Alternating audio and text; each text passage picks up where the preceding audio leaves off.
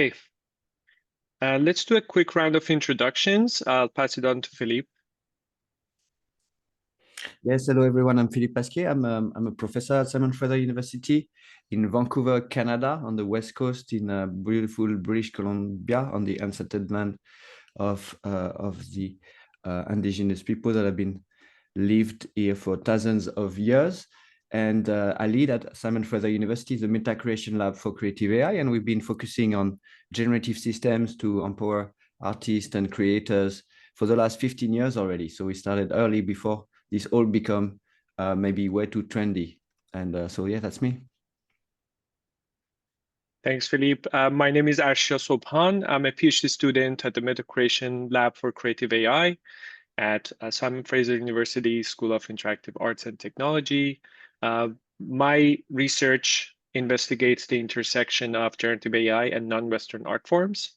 And I critically look into what happens to such art forms in light of mainstream AI, and I also use research creation to create more meaningful works with it and see how we can incorporate culturally situated knowledge into the process of using generative AI. And we also have Ahmed with us. Ahmed. Hey, everyone. Great to see you all here. Ahmed Abu Zreig. I'm a PhD student in Simon Fraser University as well. And my research is in the human-computer interaction and generative AI. Like specifically, I explore model crafting, which is the idea of being able to go into these models and build them your own, adapt them your own. Yeah, what are exploring the challenges around that and making model crafting accessible to everyone. Perfect. Thank you so much, Ahmed. Okay, so as I mentioned, we are all part of the Meta Creation Lab for Creative AI. You can look into all the research at metacreation.net and metacreation.net/Autolume for everything that we do on Autolume. There are lots of resources over there that you can look into. All right, so a quick overview of what we'll be doing during these 2 days. So day one, we'll go through some introduction to generative AI and GANs, which is the type of neural networks that we are using in Autolume, and we'll go right into demoing our real-time generator in Autolume, and we'll go through the training process, and we'll go over what you need to do if you are planning to train your own model using your own data. And day two, we'll continue this discussion on training. We'll look into what you have done if you decide to do a round of training between the two sessions. We'll go through more advanced tips and tricks, and we'll continue demoing the different other modules that we have in Autolume. And lastly, we'll get to the interactive features that might be interesting to many of you, and we will end with a longer discussion. Okay, so I think this is time for Philippe and his introduction. Yes, thank you, Arshia. So I'm going to share my screen and share sound, optimize video. Here we go. We full screen this.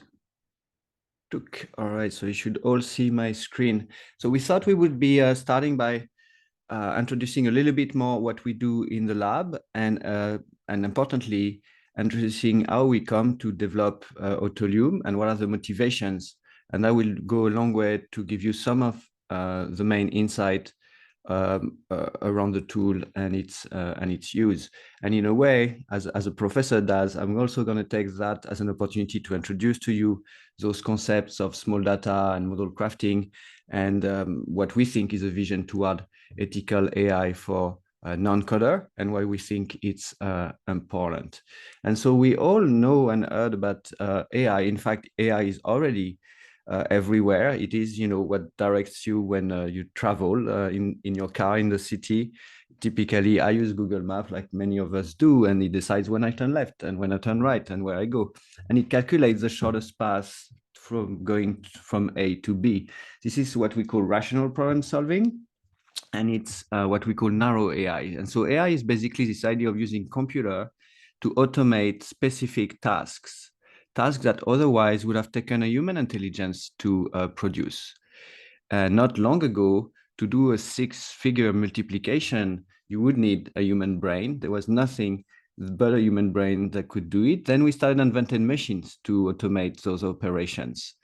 In the early 20th century, we were done almost automating physical work. And with AI now, we automate, in a sense, cognitive work. So in this workshop, when we talk about AI, so we're not going to talk about general artificial intelligence and sentient machines that are going to take over the world. We really specifically talk about narrow AI, which is AI to automate specific tasks. At the Meta Creation Lab, and a lot of the work in generative AI has to do with automating creative tasks. And that's really what we do. And typically, during this workshop, we're going to look at the generation of visuals, static and moving visuals, but we also work on the generation of music, the generation of video game experiences, of animations, of movement and dance. So there's all sorts of modalities that can be addressed. We have a specific methodology we use in the lab, which is very interdisciplinary, using a full continuum of research activities. We usually develop our own algorithm. We publish them in scientific conferences. We evaluate them when they work. We collaborate with the industry to deploy them and to get them accessible to users like you today. And then we ourselves are also conducting artistic practice, either ourselves with our own tools or collaborating with artists. And I know that some of you have artistic practices today, and putting our tools into their hands and getting their feedback. Therefore, we really believe in this idea of participatory design, this idea that we want all the stakeholders to be involved in the design of those tools, and AI is no exception. And in that sense, because we're early on, and we're really at the frontier of the development of those tools with that workshop, it's really a great opportunity for us to work with you with those tools as we develop them and get your feedback. So in AI, there's been all sorts of development, but we are in the midst of the explosion of generative AI, as we call it. That corresponds sort of to a move from a world in which, online in particular, there's a lot of systems that used AI for content recommendation. You use Google or a search engine, and it gives you a list of websites that it recommends. You watch a movie, and Netflix recommends you the next movie you want to watch. You listen to music, and your favorite streaming app will recommend you what next music you want to listen to. Well, there is a move with generative AI to move from this content recommendation paradigm to a content generation paradigm, in which we move into a world in which we're actually going to try to increasingly generate the right content for the right experience, generate the right answer to your question, generate the right assets given your preferences. And I assume that all of you have already been playing with some of those generative AI systems. There's been a real rise of what we call prompt-based systems in which you just describe what you want, and then it does it for you. That works for images, it now works for music, it works for text and all sorts of modalities. These systems, by the way, appear to be new and have appeared in the last 2-3 years on everyone's radar, but of course they also were developed in laboratories like the Meta Creation Lab and others. And in fact, we've been in research working with those systems for decades now. Here is an example of a system from our lab from 2012 called Audio Metaphor. It doesn't generate images, it generates soundscapes. So you give it a description of a soundscape, a prompt, and a number of other parameters, the duration, the emotion of the content, and it will generate a full mix for you. And then you go back and forth with that system, and eventually you get to generate content that you would not be able to generate. But if you know what you want and the system gives you enough affordances, you might as well be able to start becoming a sound designer without knowing much about sound design.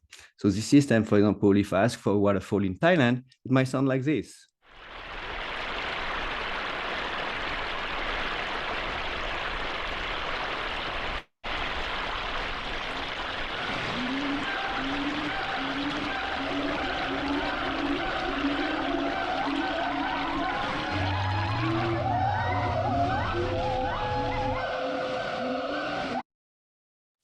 right, you get the idea.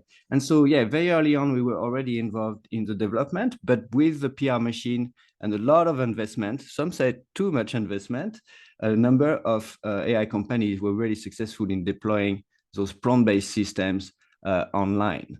But then there was some pushback, and there is still ongoing pushback around the fact that a lot of those companies are actually training those systems on very large amount of data that are straight scrapped from the internet without necessarily consent of the people whose data it is that they use to train those systems. And that's in a way what I will call here the big data issue.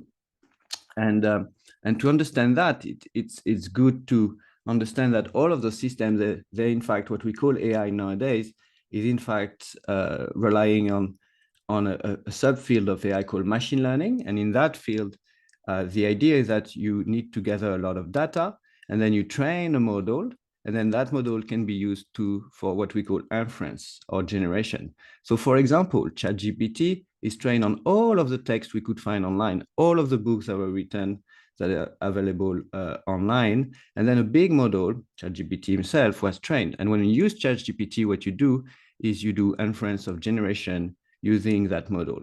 The model doesn't contain the data. It didn't memorize the entirety of the data. In fact, the model itself is way smaller than the amount of data we did put in it. So it doesn't have enough space to memorize the data, but it has generalized and learned from the data and is capable of generating new data points that would be classified by an unbiased observer as belonging to the original data.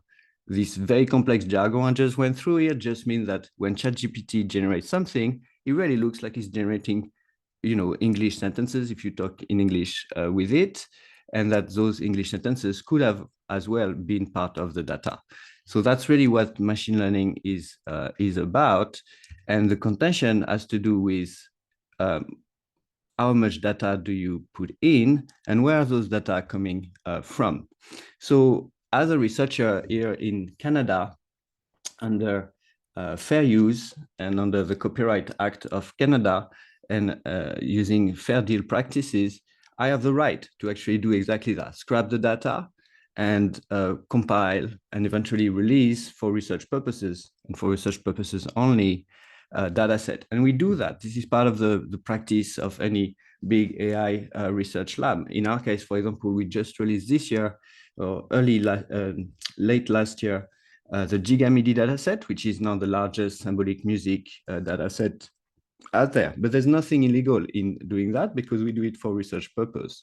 Now, with that dataset, I can train big model, big data model. And we do. The latest one we just presented in February of this year at the big AI conference, Triple AI, in Philadelphia. And it's a model for music generation. And it's probably the best model for music composition out there.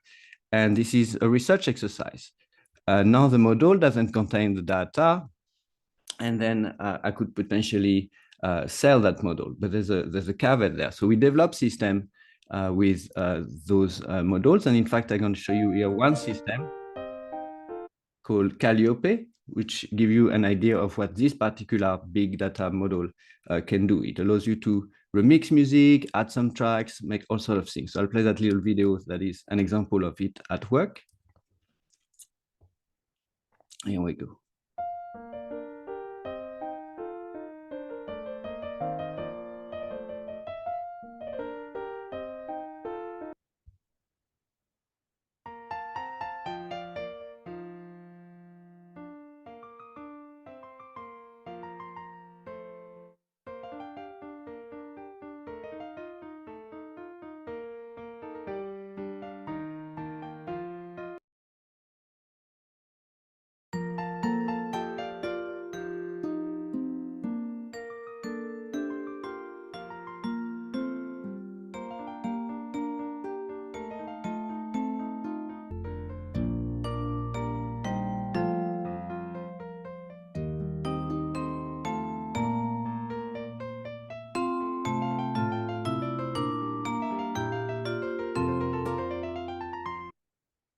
Right. So in this little example here, I use my big data model through that interface to make a remix, a variation of Mozart that is new music that sounds like Mozart, and then add some tracks.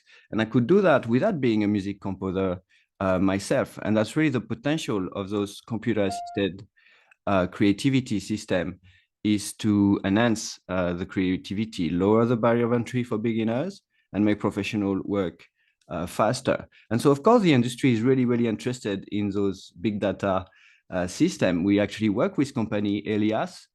They make software for music composers for video games. In video games, you need a lot of music. So the composers want to compose some, but also to make transitions between different parts automatically, to make variations automatically. And so there's a real appetite for those systems. People selling synthesizers, we work with Teenage Engineering, developing software for them. Ableton, live with a music software that has 6 million licenses, and maybe over 5 million of them are beginners who wanted to be musicians. They bought the software. It was an aspirational purchase, but they can't finish a track. And so maybe if we embed generative system in those software, we can allow them to become creators. So we work with those companies, we make evaluations, but so far we didn't release any of those software because all of those companies are well aware that we use data scrapped from the internet to train our model in the first time, as it is almost always done in research. And so they're afraid to be sued if they release and commercialize any of those software. So we make research with them, but they're waiting. And but some companies are not waiting and are releasing those big data models.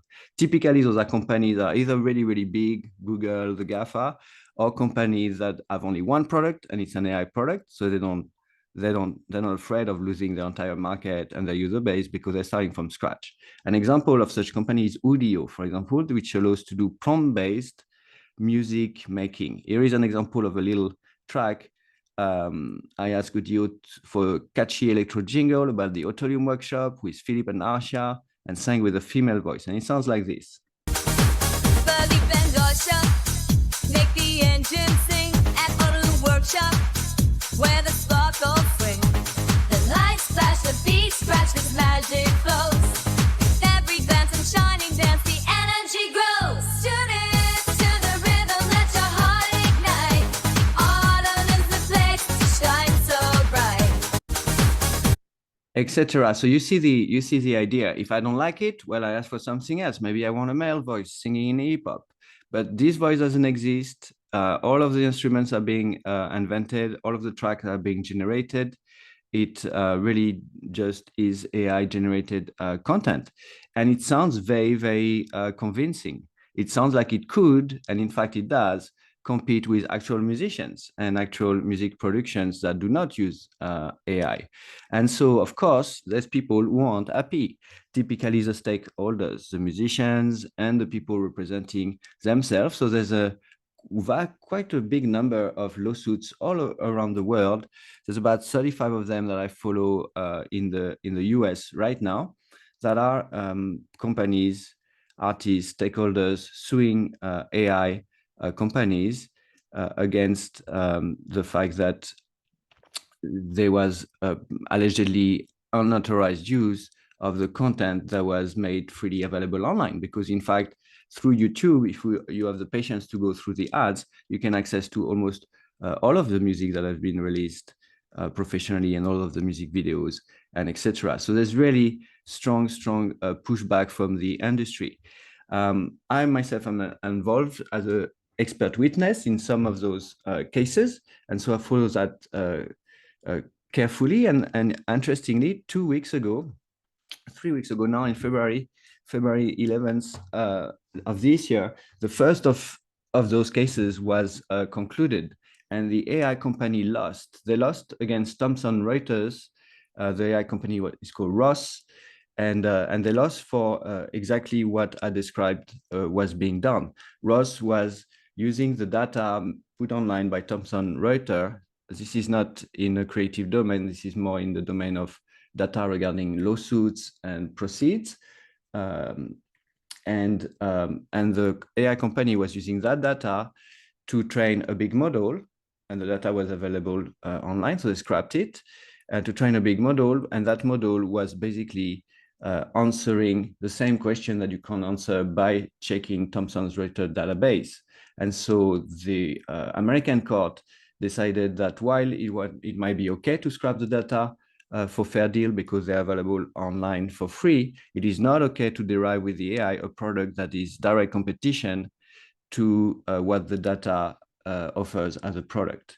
And they deemed that that was the case here, and the AI company lost. And it seems that it's very similar to all of the other lawsuits that are happening right now, where music labels are suing AI companies like Suno or Udio for allegedly having stolen their data and trained a model that then compete with the music that they produce. There is one big lawsuit that just started against Google with the exact same sort of underlying tenets. You know that now if you use Google, you get this AI answer at the top before you have access to all the links that Google is supposed to serve you as a search engine. You have the AI answer. And so there's a consortium of companies that are like, but you can't do that because you're scrapping our website to generate an answer that undercut the very purpose of clicking on the links to go to our website, because you basically promote the content and put it as the AI answer on Google. And so there's this new lawsuit that appeared a few weeks ago around Google. So you see here the idea, there is a little bit of legislative void that is being exploited by some, avoided by other, and everyone is basically waiting for better and clearer regulation around those ideas. There's also people using those generative systems to generate a lot of content and flood the systems. In music, it's already a problem. There's so many people using the system I just demonstrated to you and others to generate a lot of content and then upload that content on streaming platform, hoping to become rich. There's been some lawsuits already of users being caught doing that.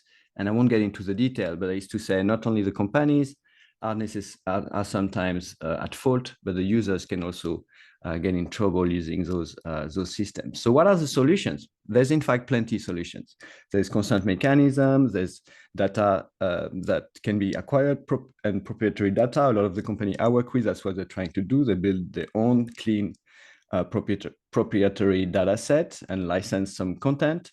There's a possibility, and we're doing that as well, of releasing public domain data sets, big data sets, but that have no copyright issues associated with them. There's companies that goes toward model for retribution and attribution. In Photoshop, if you're one of the artists that gave permission to Adobe to use your data, you will get a stream of money each time their AI model is being used because your data have been used to train the model. But today, I want to focus on another type of solution, which is to avoid big data altogether and to acknowledge that a lot of people want to work with AI, but they're not sitting on trillions of images and hundreds of thousands of pages of text or whatever the modality you are interested in. They actually are artists who have their videos, their pictures, their sculptures, whatever their medium is, their text, and it's usually a small quantity of it.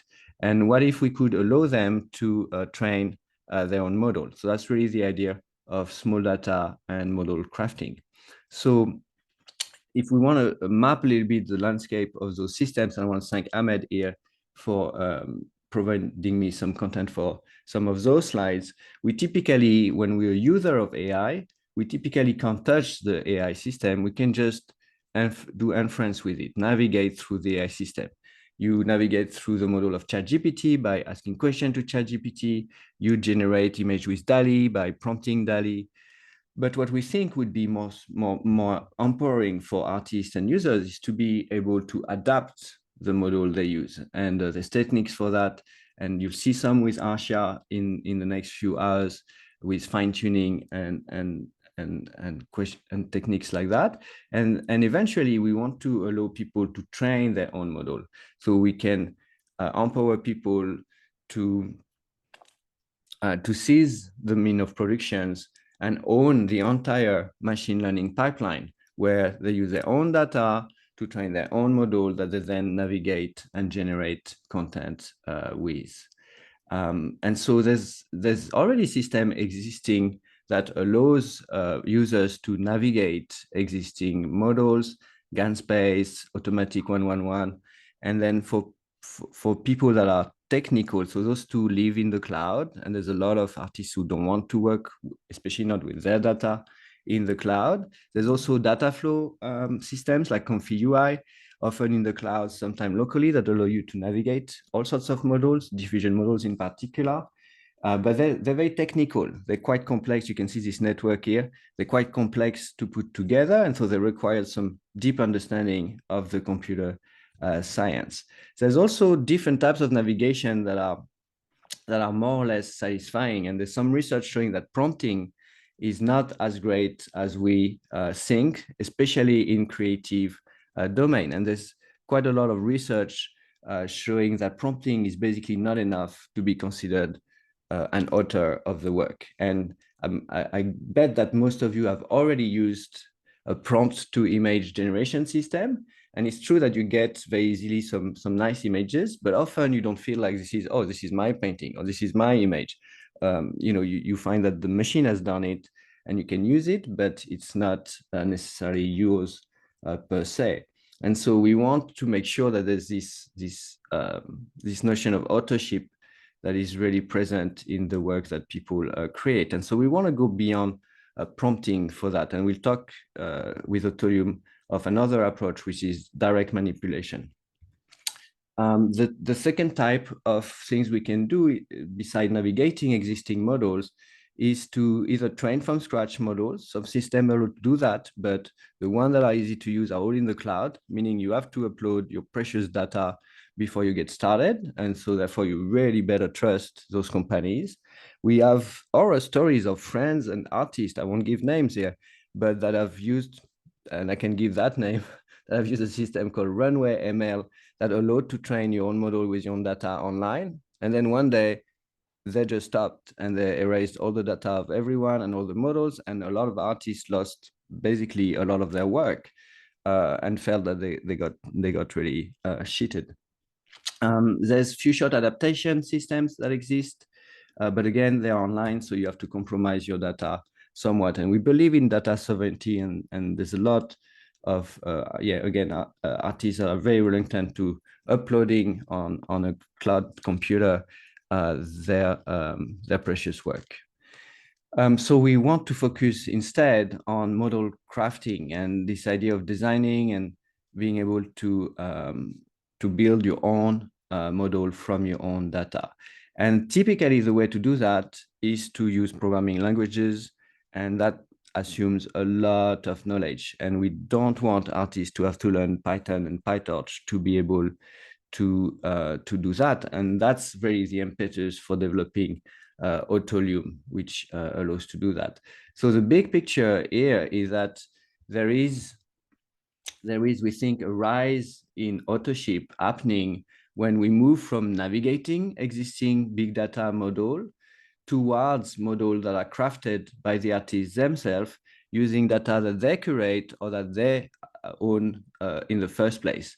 And in that top right corner here of being able to train your own model with your own data, Autolume is sort of alone. And so as we were mapping the space of those possible tools, it appeared clear that we had the specification, a set of specification that would be beneficial to artists, and that there was no tools for that.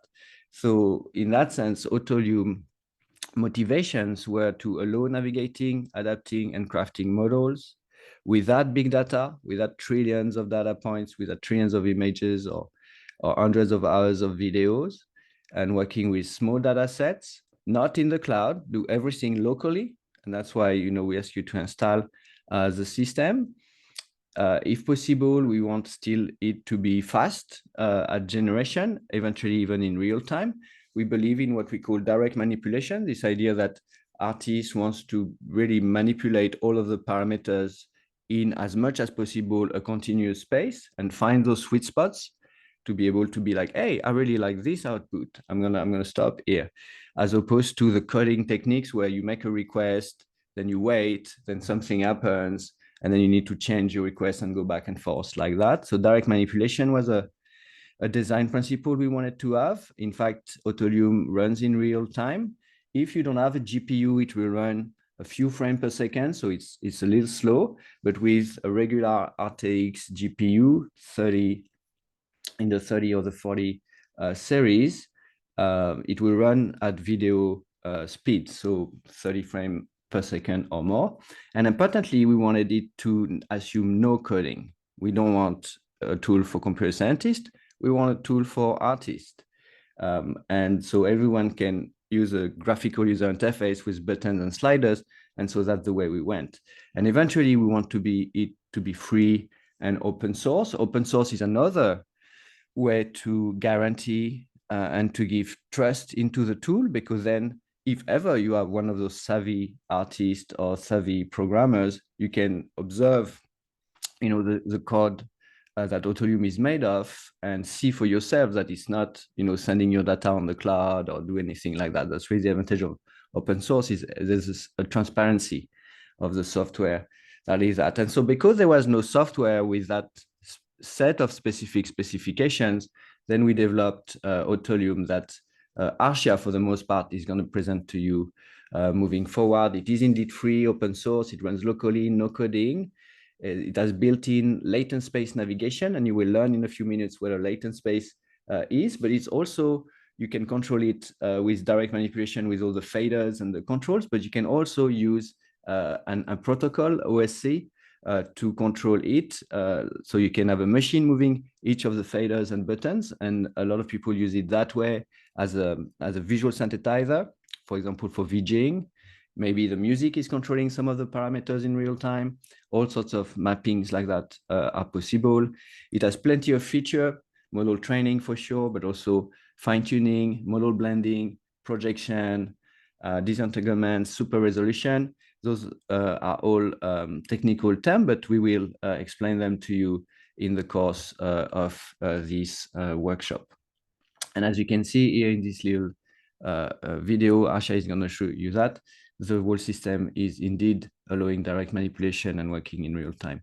So before we started teaching Autolume and releasing it, we started ourselves to work with artists and work ourselves with the system. Here is an example of some visuals we generated and exhibited with Vancouver-based media artist Erika Lapadat Jensen. So we trained a model on our own artwork. And then with her, we explored the model and the space that the AI has been learning from her artwork.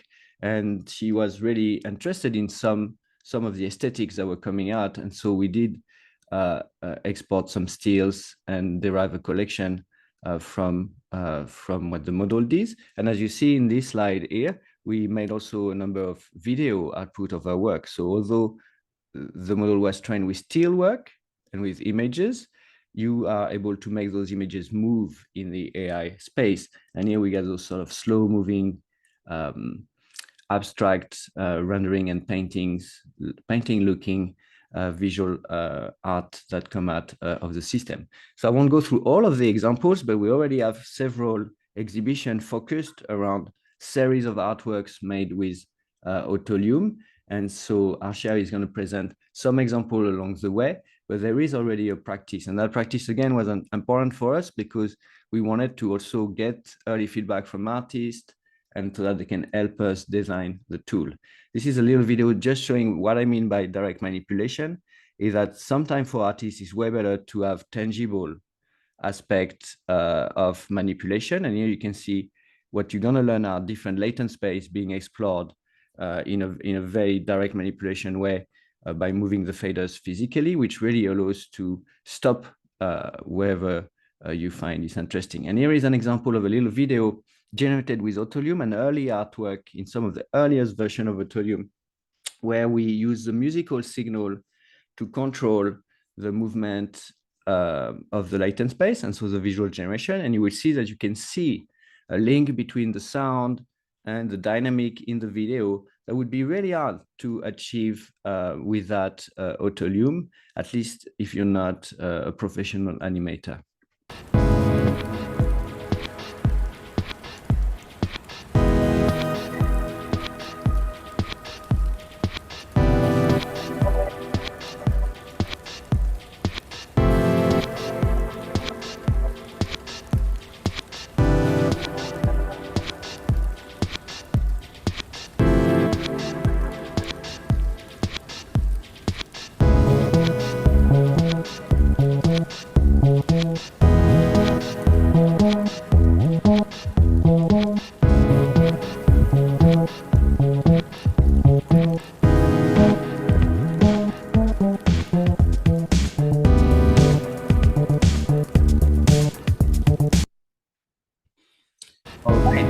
So yeah, and so we use it as well in live performances. Asha as a piece that is going to be shown in Korea soon, and I'll be playing pieces with Vijay Amagi, and that is using both Autolume and Touch Designer. I will skip on this example for the sake of time, and I'm almost done with this introduction.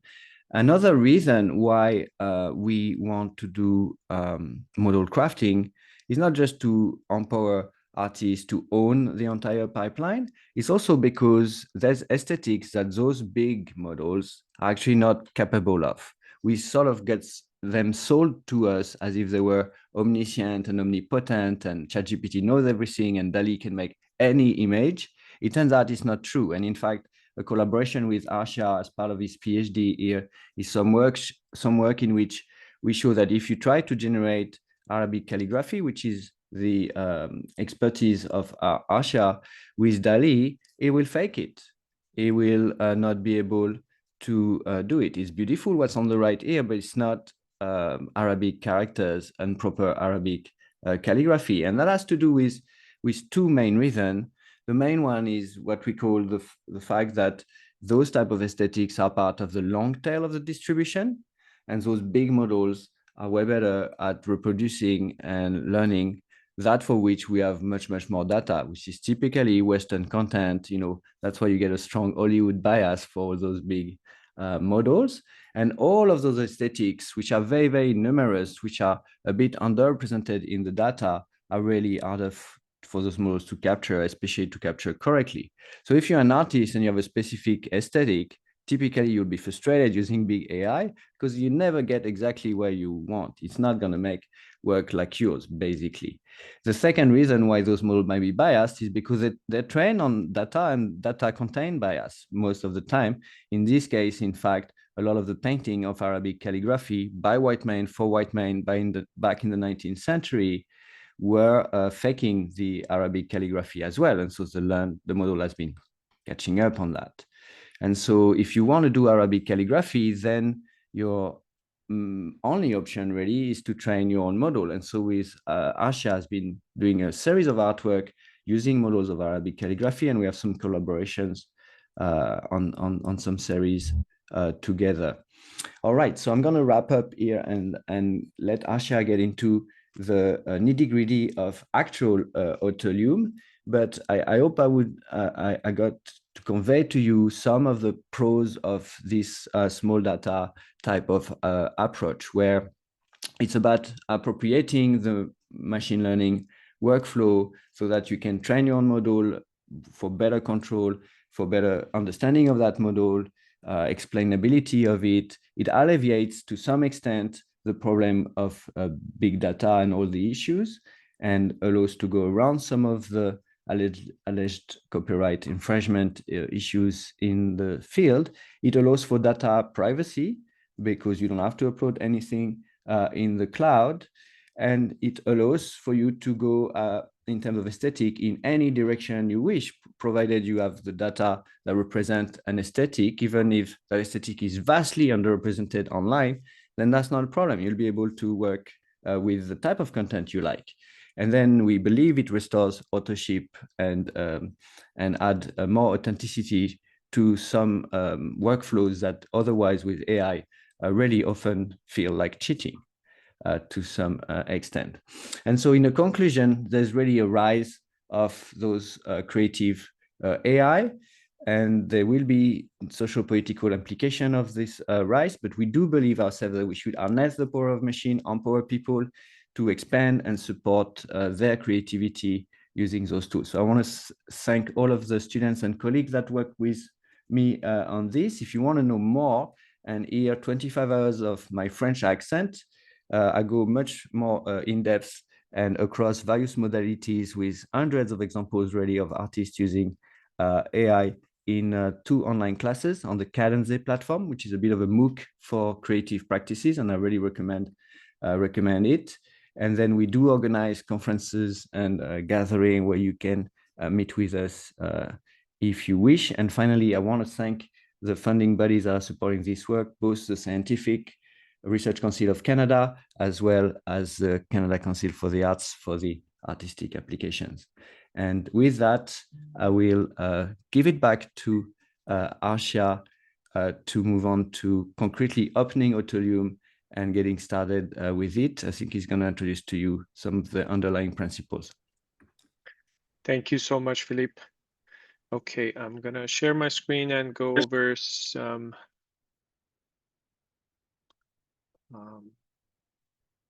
okay. Share. All right, so what I'm going to do is go through a quick introduction of GANs, which stands for Generative Adversarial Networks. That's the underlying architecture that we are using in Autolume. And I think it's important to know the main affordances of these kind of networks, as opposed to text-to-image mainstream generative AI. This might be very basic for some of the participants, and it might be totally new for some others, but we'll go over it fast and we'll just move to Autolume and explore the features over there. Okay, Philippe explained the basic ideas behind big data AI and how text-to-image works.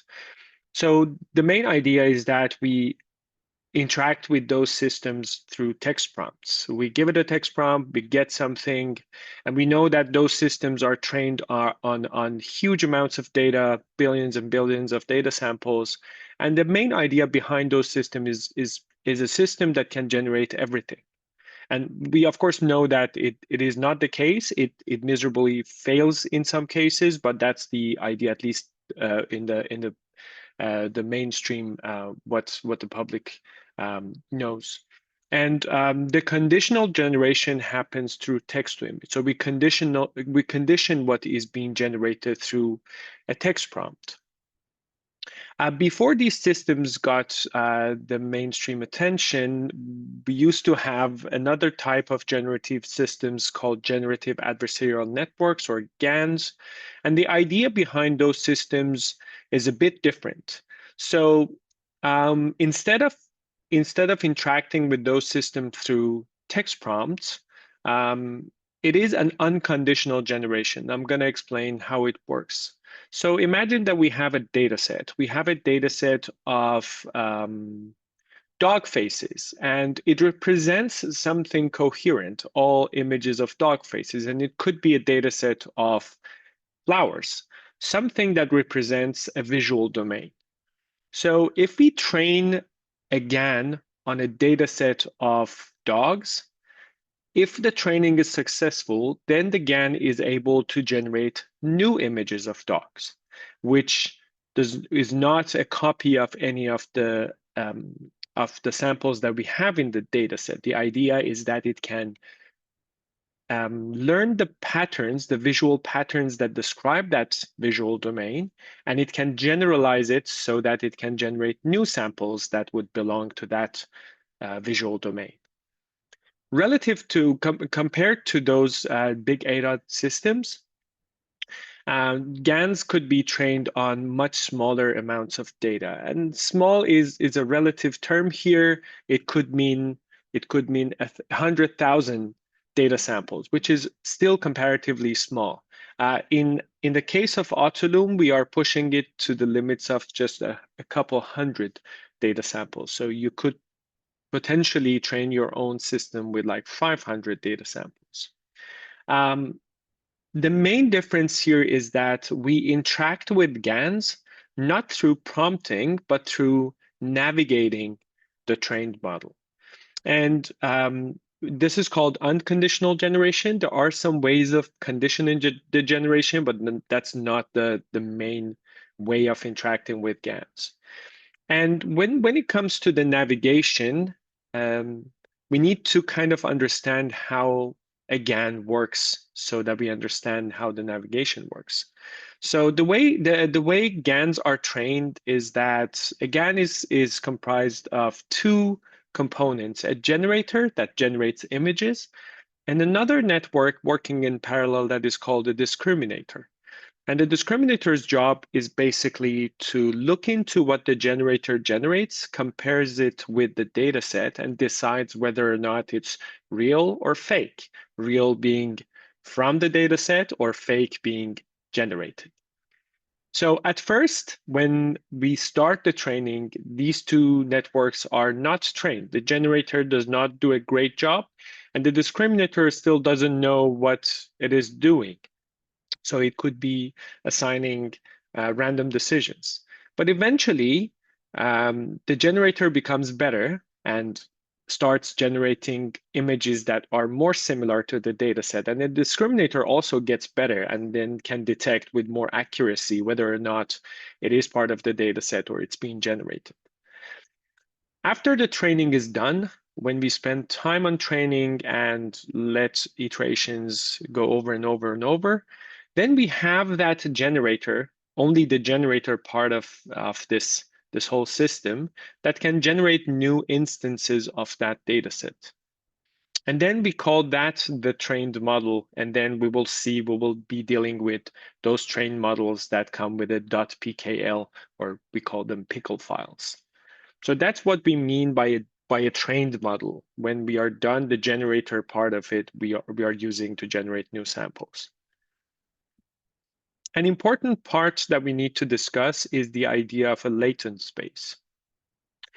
That generator can generate an unlimited number of new images. And we can think of the space of possibilities created by that generator as something we call the latent space. Of course, mathematically speaking, it's a 512-dimensional space, but because our imagination is limited to three-dimensional thinking, we can actually think of that latent space as an imaginary physical space.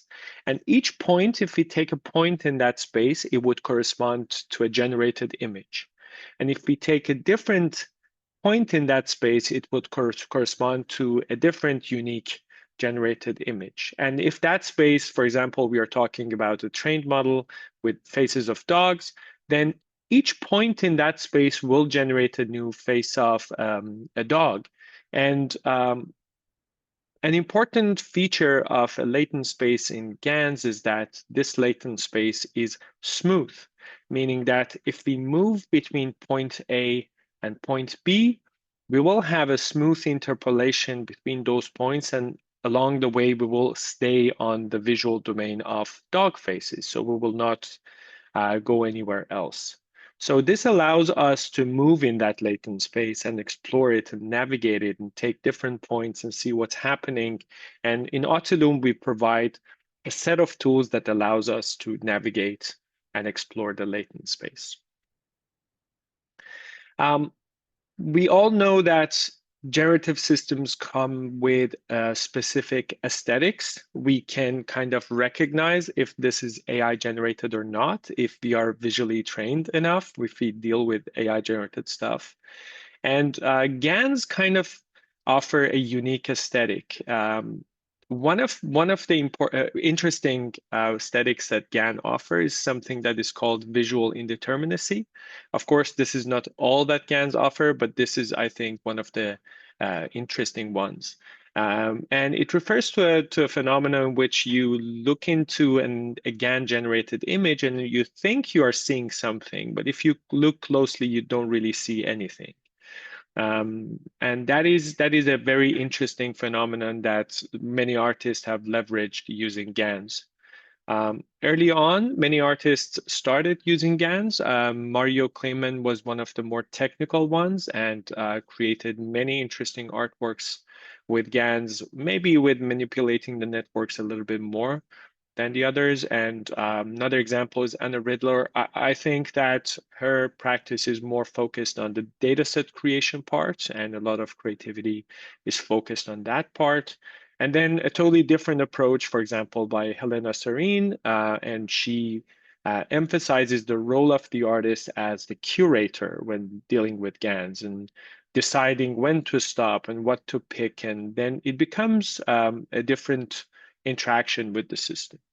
So they all leverage what GANs can provide, but with many different approaches. I myself use GANs, and I actually do not leverage the visual indeterminacy. On the contrary, what I create with Persian calligraphy is very determinate, and I'm very specific about what is being generated. So GANs can afford many different approaches and different artistic explorations. Okay, to wrap up, what makes GANs interesting for us is that we can train them, we can fine-tune them on small data, which could be synthetic data of thousands of samples, or it could be curated, or it could be just an artist's set of paintings of, for example, 200 paintings that belong to the same set. The unique aesthetics of it, which is kind of hard to replicate with text-to-image big AI models. And the idea that we can generate through exploration rather than just giving it a prompt, and it provides a very different creative interaction with the system. GANs are also faster and lighter compared to text-to-image models. That's why we can afford training them and running them locally using Autolume. And the smooth latent space, which is also a unique feature in GANs, which is hard to attain in text-to-image systems and diffusion-based systems, I should say. NVIDIA started releasing the StyleGAN family, and that kind of created the benchmark for what GANs can achieve in terms of quality. StyleGAN 2 was one of the highlights and the milestone in GAN quality, and then StyleGAN 2 ADA was introduced by NVIDIA, which the idea behind this network architecture was to provide an augmentation system that allows people to train this network with even smaller data sets. So ADA stands for Adaptive Discriminator Augmentation, and it basically provides a pipeline of augmenting your data. So if you have a smaller data set, you can apply augmentation techniques, for example, by adding noise to samples and creating new samples, changing the colors a little bit, creating new samples, or, for example, making different crops out of each image and create new samples, which still would just belong to that set, but we kind of synthetically grow that data set so that the GAN can be trained successfully. And we are using this network as the main component to train and to generate inside Autolume. If you're interested in knowing more about StyleGAN 2 ADA and how to train it and how to work with it and outside of Autolume, videos by Derek Schultz is what I recommend. He's a great professor and who has contributed a lot with great tutorials on generative AI. You can watch videos on his YouTube channel. When this was released, you could get access to StyleGAN 2 ADA in different systems. Runway was one of them. We heard the sad story that Runway stopped supporting GAN training and GAN generation and kind of wiped out all the data without notice to the artists. This was probably the easiest way to access StyleGAN 2 ADA or any GAN generation. Of course, you can work with the system directly, run the code, and create your own environment. But there's a lot technical stuff that goes into this, dealing with dependencies and and all those technical stuff. And you can also run GANs on Google Colab or other cloud computing services, but of course it requires a little bit of coding. And if you hate coding like myself, you would need a system that is more user-friendly and provides you with a good user interface so that you can interact with the system without any coding requirements. And that's kind of the idea behind Autolume. It provides such an environment for us. Okay, with this, I think I can jump right into demoing Autolume. But I will pause for a second to see if there are any questions that need to be answered right now before we start the demo. Yeah, there's a few questions around synthetic data, and I think it might be good to just say, yeah, synthetic data, we call data synthetic when they're actually generated by a machine. So, for example, generated by an existing AI, as opposed to organic data, which is typically human-made. So anything, for example, that ChatGPT says to you is an example of synthetic text. It's data synthesized by ChatGPT. And so some people use synthetic data in a way to augment the data set. So for example, someone could, hey, I have pictures of trees, but I have only 50 pictures in this very special aesthetic of mine. Maybe I want to find a lot of images of trees, but I don't want to buy them. I don't own them. Maybe I'm going to generate them. So I use another AI to generate plenty synthetic data. Maybe I train a base model with that of tree looking images, and then I can fine tune. And Asha will explain what fine tuning is later. Fine tune that model with your own small data set. So your synthetic data sometimes are being used in generative processes like that. That's right. Thank you so much, Philippe. And also, like if you have a nice generative algorithm, like a traditional generative algorithm, and it, for example, creates abstract images for you with a stochastic parameter that can create variation, that's also a great way of creating a synthetic data set. I will give another example. In my case, I have a big data set of 60,000 calligraphy samples, but I did not do the calligraphy myself, and I didn't commission anybody to do it, and I did not use archival material. Instead, I chose to use a font to create all those samples because it was more feasible, and I think that also counts as a synthetic approach. So depending on your artistic practice, it could include many things. Mm-hmm. And I would add to that just as a comment, but that's that we have the rise of deep fakes, which are typically synthetic data that are used to fake real data.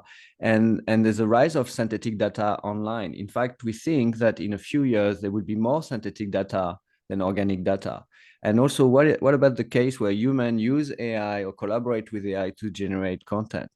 There's things that are, half organic, but also a little bit synthetic because AI was used.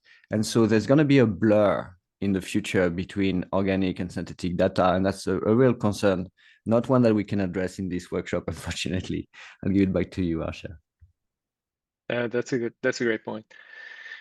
Okay, let's jump right into Autolume. We have a lot to cover. So if you have downloaded Autolume already, so you put it, unzip the folder, and I have put it in my folder called Online Workshop. Here is the main folder. So basically all we need to put and organize is inside this folder. If you open it up, you have this main folder, and we have different folders inside the main directory.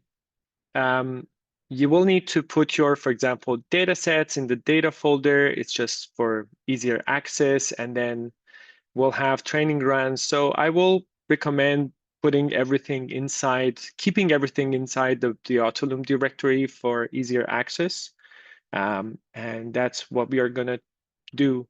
All you need to do, we have removed the installation process, and it comes with a nice executable file. You need to double click on autolume.exe, and it should run Autolume for you. Some of you reported some issues and we are looking into it. Hopefully we can provide you with some solutions, but there's a lot that goes into the in the background. So we may need to follow up with those who have had any issues. Okay, when you run Autolume, this is the main window that you will see. This is the training module that we will discuss later today. This is where we can provide a data set and we can set some of the hyperparameters and we can actually run a training so that you get a trained model based on your own data set. And down here, at the bottom right, we have the renderer, which is the real-time module, and we're gonna start with this. We will cover this one and the training module today mainly, and tomorrow we will come back to take a look at the other modules that we have, including projection, in which we can provide a reference image and find the closest point into the latent space of a trained model, kind of as a way of searching for something in the latent space. And we have the feature extractor, in which we can calculate more meaningful directions in a latent space that would correspond to meaningful features in that visual domain. And then we have super resolution that is really handy because our generation is somehow limited to 1024 by 1024. And then if you need higher resolution, you can scale it up by 4 here easily with different qualities. Sorry to Yes? step in, Arsha. Is it possible to just have a moment before we jump into this to like take a break? And we're going really, really quickly from speaker to speaker. Is it possible for us to take a moment just for a 5-minute break or something before we jump in? I'm having trouble keeping up. Yeah, sure, we can do that. I was kind of planning to have the break after demoing the renderer, but if you need a 5-minute break, we can do that. And we can come back maybe at 10 past 10 or 11 past 10, continue. I'd really appreciate that. I hope I'm not. No worries, no Yes, worries. thanks. We'll continue in 5 minutes. Yeah, that's where people can download if they didn't already.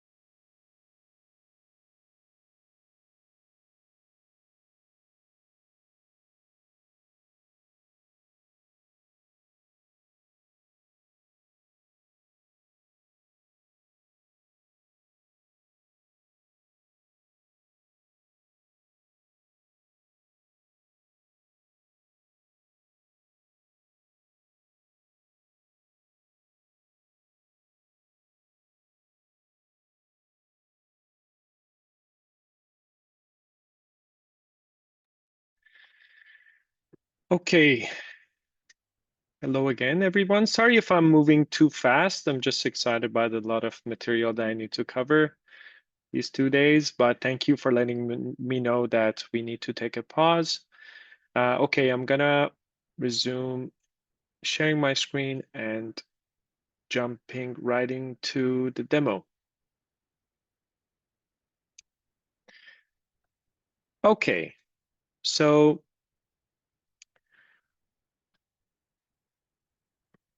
here we have the main Autolume window with all the different modules. I didn't talk about model mixing. This is another important feature that we will cover on the second day. We also have it in the real-time module, and it's kind of easier to demo it there on the second day. I will show you that. So I'm gonna jump right into the renderer, and this is where we can play with our models. So we'll kind of do training next because it kind of makes more sense in terms of timing, because we can end with that and we can leave you with the idea of potentially training your own models in between the 2 sessions, although the time is really short in between the 2 sessions, but it may give you some chance to actually discuss some of the results on the second day. Okay, here we go to the renderer, and this is what it looks like. This is where we can see the generation happening, and this is all the features that we have and all the parameters that we can adjust and play with. The first thing that we need to do here in the real-time module is to load up a model. And if you look here under network and latent, we have a button called models. If I click on that, I will see a long list. So if you are one of those people who downloaded the full version with additional workshop material, you will see a long list of models. But if you chose to use the basic version, you will see only one thing. These are all the models that are inside the models folder here. So if you have a trained model, you need to put it here so that you can see it in this list. For the sake of demo, I'm going to load up a model that was trained on human faces. This is not a model that we trained. This comes from NVIDIA, and they trained this model on, I think, 70,000 portraits that was taken from Flickr. So FFHQ stands for Flickr Faces High Quality, something like that. I don't know if you remember the website thispersondoesnotexist.com. This was basically the same model that they were using and running, and you could just generate new faces. Okay, here we go. This is a real-time generation from the network, and you can see I'm seeing a 512 by 512 generation here. That's kind of indicated by the numbers at the end of each model name. Hi, It indicates. sorry for interrupting you. Really sorry. No worries. Actually couldn't follow for the last 30 seconds. So could you just recap on how you got that? Because I'm actually on the basic version and my interface is very different from what it is showing here in your desktop. So I'm going to go back and restart. If I go back, if you run Autolume for the first time, this is what you will see. Yes. And on the bottom right is where the renderer is. So if I click on start, it starts this model. So you should be able to see this.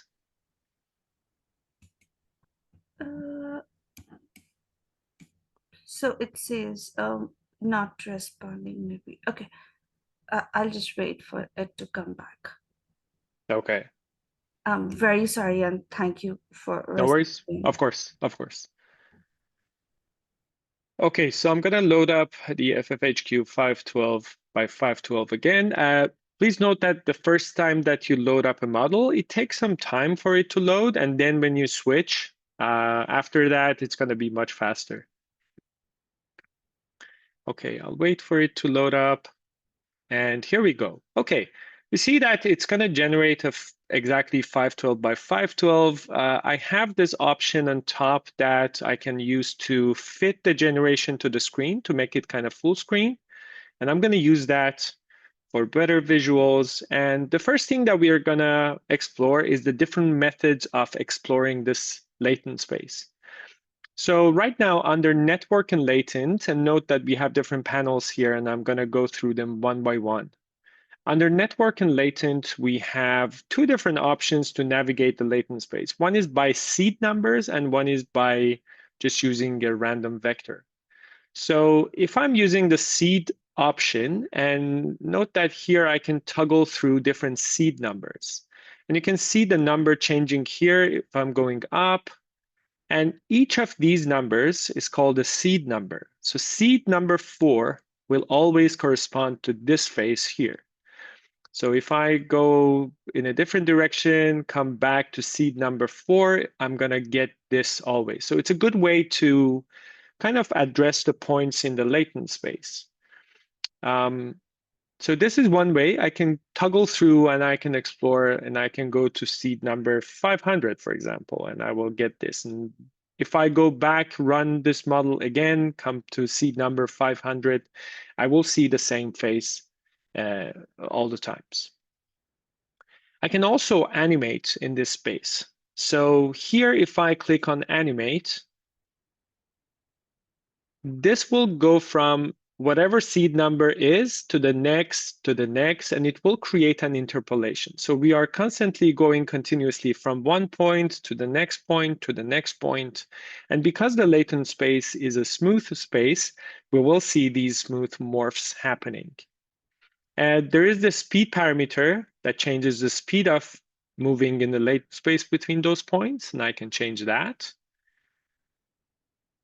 And you can kind of see each time that it goes through a new point, and you kind of see a bounce effect in the visual generation. So this is one way of going through points, and it is good because you have a reference number for those seeds, and you can come back to them. There's also another way called vector, which is a more organic way of going through the latent space. Instead of going from point to point to point, now you can think of a more free dive way of going into that space. We're kind of randomly moving instead of going into linear interpolations. And the idea kind of is the same. I can change the speed, and you can kind of see the difference in the aesthetics of moving in this space. So these are basically the ways that we can navigate. And I recommend when you have a new model, or if you're exploring a model that was trained by somebody else, spend some time with it and explore it. Let it run for an hour or two and keep looking at the visuals, because latent space is a huge space of possibilities. And there are parts of it that you may not navigate if you just spend 5 minutes with it. So spend some time and navigate it. I'm going to let this play, but with a slower speed, and we can move to other features and see what they do. We will come back to this on the second day, and I will show you how to save vectors and load vectors and more advanced features. Okay, next we have this panel called diversity and noise. So we have control over a lot of parameters to change what is being generated. One of the main parameters is called, we call it diversity. More technical term for it is truncation. And you can think of it as expanding that latent space or shrinking that latent space. So if I reduce diversity number to 0, it will always generate the same face for me. I have shrunk the whole latent space to a single point, so we don't really have a lot of freedom. It will collapse on a single point. If I increase it to a number like 1, we will have a bigger space, so we can move around and generate more diverse faces. If I really push it, it pushes the limits of the space, and then we start getting more abstract things happening, let's say more unrealistic generation. So it increases diversity, but we will also go a little bit farther from what the domain represents. The default value for this is 0.8, so I would say something around 1 is safe to play with, but this is all for you to explore and see what kind of new aesthetics you can achieve with that. We also have this parameter called noise, and if I toggle through the noise, deactivate, reactivate, you can see that it corresponds to some of the visual features. If it removes certain features, makes kind of painting like in this case, and this functions differently for different models. If I, for example, load up a different model, which is more abstract images of modern art, let's load up this one, and you can see if I toggle through, it also creates that painting-like effect and reduces all the textures. And I can, of course, play with the amount of global noise that I'm applying to this. This is different than pixel noise. This is different than that. I'm applying noise to all the features that are extracted throughout this training process. Okay, so these are two of the parameters that you can play with when you have a new model. I'm going to go back to the human faces for the sake of better demoing the features. All right, so before I go any further, let me show you, because now you're exploring the latent space. You are creating new visuals. You're, for example, toggling through the seed numbers, or you are in the vector mode and you are just moving around, and suddenly you really like one sample and you want to record it. You have some quick options here. There is some overlap in the UI, but you probably can see these buttons fine. I have screen capture and start recording here. So screen capture, if I let it run, each time that I press screen capture, it will actually create a screen capture of what I'm seeing. Inside, if I go back, you have two folders here called recordings and screenshots. So screenshots, exactly what I was capturing right now. And if I go back and do a start recording, for example, and you can see now it says stop recording. If I stop it right now, I go back, and in the folder called recordings, I will see that recording here. These features are great for quick captures, especially the recording option. I wouldn't recommend doing a half an hour recording with it because we need to deal with the buffer. There are other ways of doing it that I will show you on the second day. You can actually send the visuals out through NDI into a software like Touch Designer, and then you can do your recording over there. This recording here will always create a 30 frame per second recording for you.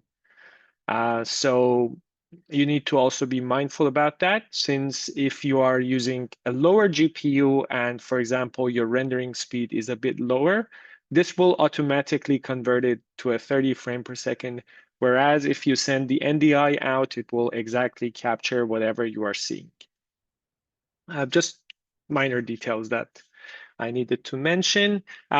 Speaking of rendering speed, you can see here under performance and OSC, you see 2 FPS here, and one is for the GUI. We don't really care about that, but the second one is the renderer, actually, the rendering speed. Right now, for a model that is 512 by 512 with a GPU that is RTX 3090, we are rendering at 36, almost 37 frames per second, which is kind of more than enough. If you have a lower GPU, you may end up with lower FPS. You can even run that on the CPU. If I click on CPU only here, it will drop the frame rate to something around 1 to 2 frames per second. And of course, you will not be able to create any smooth visuals with it. But if you are, for example, into just creating stills, it should be even enough for you to use your CPU. Okay, going back to GPU, and let's go to the next panel, which is looping options. We have two looping options because we are navigating the latent space and we are kind of randomly moving around. Instead of randomly moving around, we can create seamless loops. We can start from a point and we can go around and come back to the same point. If I click on loop, now we have a seamless loop.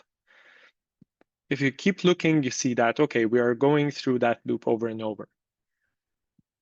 We have two methods of doing this.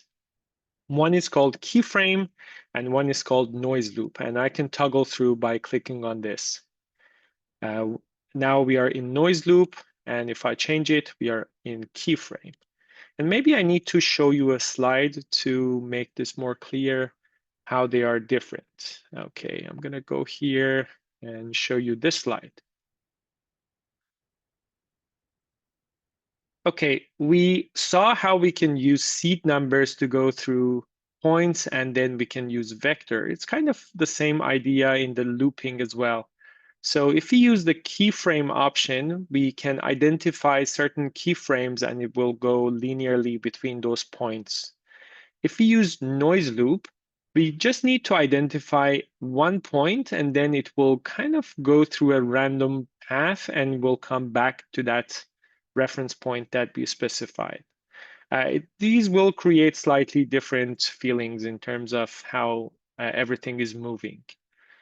Okay, let me go back and show you. If I go back to keyframe, now I have control over certain things. I can reduce the number of keyframes. Now it's going through 4 points and does the loop. I can reduce it to 2 points. So now it's kind of going back and forth between only 2 points. I can increase the time. So these are the number of seconds. So it's going through these points in 6 seconds now. And if I reduce it, it will correspond to a faster generation. So we have different things to control here to diversify what is happening in the loop or change the speed. And even if I click on keyframes here, I can see the list of keyframes that is being used. So right now we only have 2. And we can change, for example, the seed number of this one. So it's going between seed number 1 and 4 right now. And we have only 2 frames here. If I move to the noise loop option, I have different parameters. I have the seed number that is kind of the starting point of that. I can use any of these seed numbers. And then I have another parameter called radius, which is kind of stands for how big the path is. If I increase that to 5, for example, now it's a much bigger path. And because it's going through the same time, it's going to go faster. If I increase the time as well, so now we are going through that loop in 20 seconds, for example, so it slows down. So you have a combination of parameters to control here when you are playing with the 2 different looping options. I will pause here to see if there are any questions. Feel free to unmute yourself and ask if something is not clear or if I need to elaborate on any of these features more. Hey, Arshka. Yep. I was having an issue with the screen capture and recording, where Okay. it wasn't sending it to the files. That was one, and then I had a second question just about the preview window that you have on the right. How do you seem to have scaled up the image in Yep. the window? If you could explain maybe those elements, and then Absolutely. yeah. Okay, so to make the visuals full screen, you have the option on top here. Now you see I have this raw scale. If I click on that, it will bring it back down to a real size pixel, 512 by 512. And if I hit on fit screen, it kind of fits the visuals to the screen. That's how you play with that. But regarding not seeing the recordings or screen captures in the files, so you are looking into the main directory and you're looking into recordings and screenshots folders, and you're not seeing the recordings. So I'm not sure if maybe it's a permissions issue with a No, new, no, it shouldn't be that. because We it may need to look into that further because we haven't had that issue before. I But put Autolume in my program files, so I wonder if maybe it has an additional permission requirement. But if I click recordings, folder is empty. could you do something? Could you please put that in the Q&A so that we keep a record of that and we can get Sure. back to you on that if we Yeah. find a solution? Yeah, I put it in there. Awesome. I'm just typing it. Okay. Thanks for Thank you those so much. those tips. Of course. Any other questions? Isabella? Yeah. Well, first of all, thank you for this. This is very useful. It's course. incredible that this can run in a computer. And all this like controlling facts that we can see and really model is out of chart. So congratulations for that. My question was about this loop menu that you have. You have time and then seconds. What is the difference? So the seconds is basically just this seconds, it shows 20 seconds. And this time and speed is you can toggle through two different ways Got of controlling the speed. It's a little bit about positioning these things in the UI that might be confusing. So the seconds belong to time, and the time is just a way of toggling through controlling time through the number of seconds, or just controlling it through another parameter called speed. Okay, got it. And then what is the difference between loop and perfect loop for you? So the perfect loop is basically each loop is actually a perfect loop. The perfect loop option is a way to send the signal out so that you can, like, it creates an OSC signal like a blip that you can use to cut the recording if you are sending the NDI signal out. If I click on perfect loop, it will actually stop the loop when the loop is done. So it's just a way of, yeah, it's just a way of helping you to record a perfect loop. Got it. Thank you so much. Of course. Erin? I guess this is more of a comment than anything, but I just wanted to point out that if you have a loop activated and you put the time to 0, it just crashes the program. So I just thought that would be useful to mention to everyone. Thank you so much. Yeah. Thank you so much. Yeah, very useful. There are some fields in which if you put the wrong value, you will crash the system, and we are trying to find them and remove them or make it restrict the numbers. Thank you so much for pointing that out. Steve?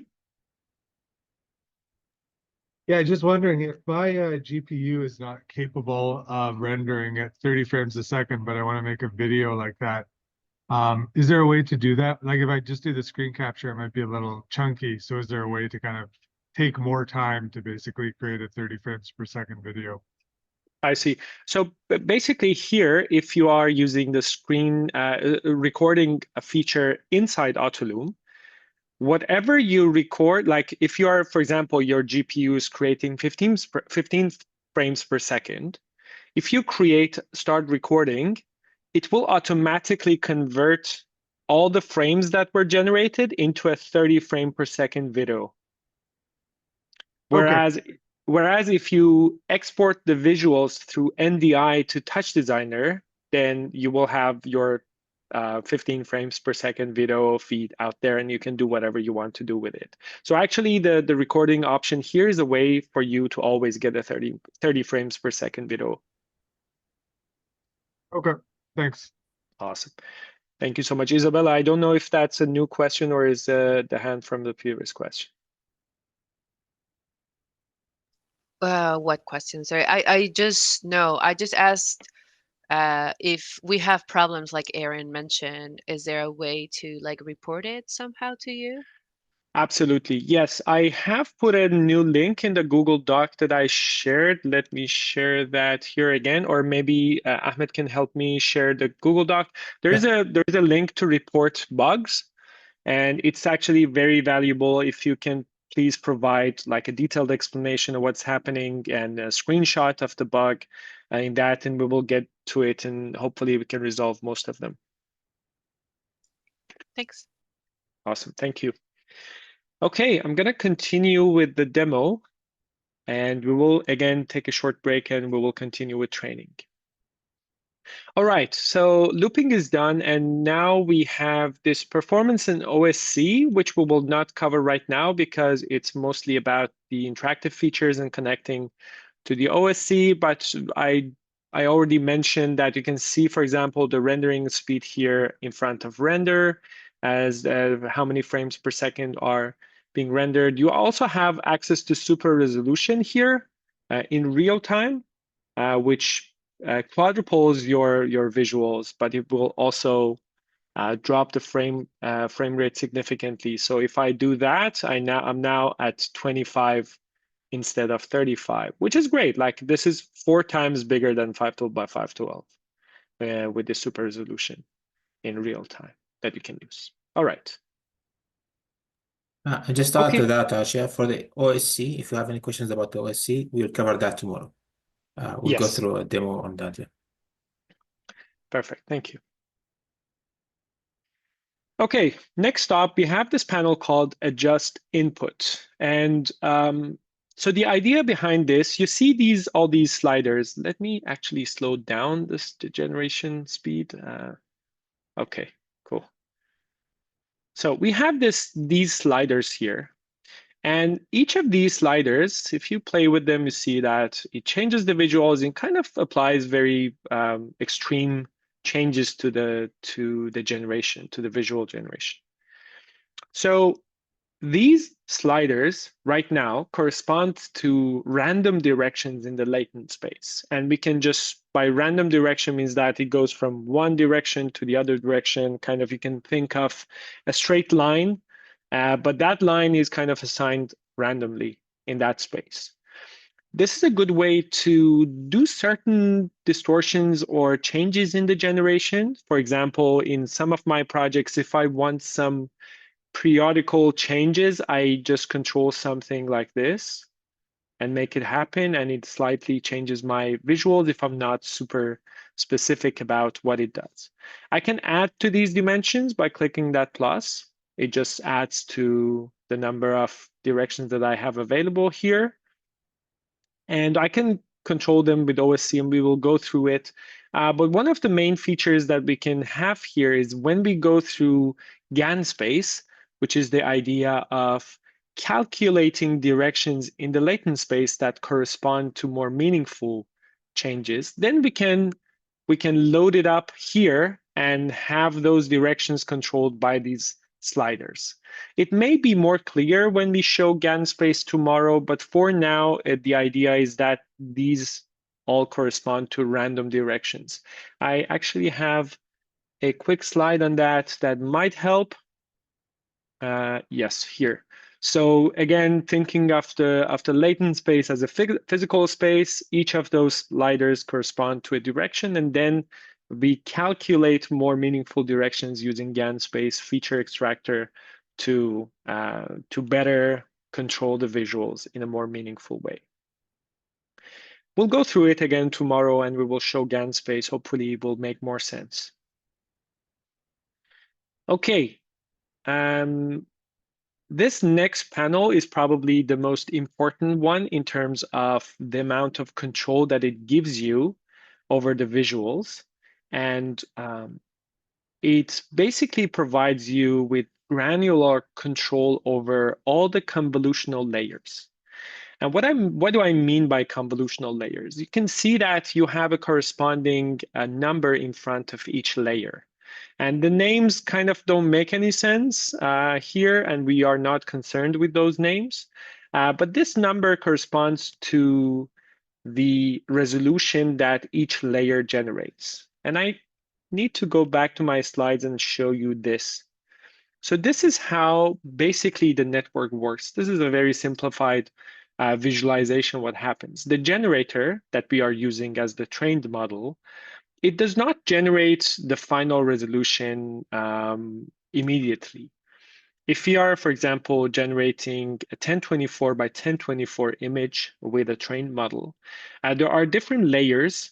And the first layer generates a 4 by 4, next layer generates an 8 by 8, next layer generates a 16 by 16, and it goes all the way to the final resolution. And what is significant about these layers is that each layer, we will call these early layers, and we will call these later layers, I don't know, or we sometimes call these higher layers or lower layers. There are features that are extracted throughout this process. Thinking of human faces as a visual domain, there are things that are, we can think of them as higher level visual features. For example, the geometry of something oval in the middle of the frame, which represents a human face. That's a very coarse feature. Regardless of other details, there is the geometry of the face, for example. And then another layer, there is the formation, for example, of all the facial elements. There are two eyes and the nose and the mouth, and they are placed in a very specific way. So these are higher level features or coarse features. And then we get to finer details like the wrinkles on the face and facial hair, for example, or skin tone, or the way hair is represented, hair length, all these things, or even lighting. And they go throughout these layers. And when we get to the later layers in these convolutional layers, then we are more concerned about finer things like wrinkles and all those random formations of hair strings. So you can think of these layers this way. So we have access to all these layers in this layer transformations panel. And the significance is that I can apply certain transformations or, for example, noise to individual layers. If I, for example, choose the 8 by 8 layer, and I simply need to click on it, and I now see this editing button happening here, appearing here. And now I can apply transformation or noise to it. I'm going to apply noise because it's easier to see. Now I'm applying noise only to this layer. And you can see that it's very different than the notion of noise on a pixel level. I'm applying noise on a feature level. And you can see very big changes happening in the face. If I reset that, and if I go a bit lower, and I go on a 256 by 256 layer, and I then apply noise here, you can see now the noise is much closer to a pixel level noise. And if I do it in between, like on 32 by 32, you can see, okay, now we are somewhere in between. And I can get to really unique static spaces with this, with a kind of a very boring visual domain like human faces as opposed to more artistic ones. So you don't really have anything artistic per se in the raw model, but you can have a lot of control depending on your idea, depending on what you are aiming for, or if you are just simply exploring the possibilities of what you can achieve with a certain model. And you can play with this module and get to those spaces. Each time you apply a noise, you will see this N appearing here. If I apply, for example, transformation, I'm going to reduce this. If I, for example, go on an 8 by 8 model, and if I want to apply transformation, so I'm going to go on transform. I'm going to select the transformation, for example, scale. And now you see that it kind of went to an extreme. One is no transformation, and then I can use drag to simply move it, or I can put a number. But then I can I'm scaling that layer only, not anything else. And I can apply other transformations and play with this. And because it's easy to lose track of what you have done here, and it's a lot, you will see these icons appearing that shows you that something has been applied here, and then you can, if you need to, you can go ahead and erase it. So to remove noise, I basically need to go here, go back to noise and do reset. And if I have applied transformation, I need to go back to transform, and I see that scale, I have applied scale, and to remove it, I need to click on this X and confirm that I need to remove this transformation.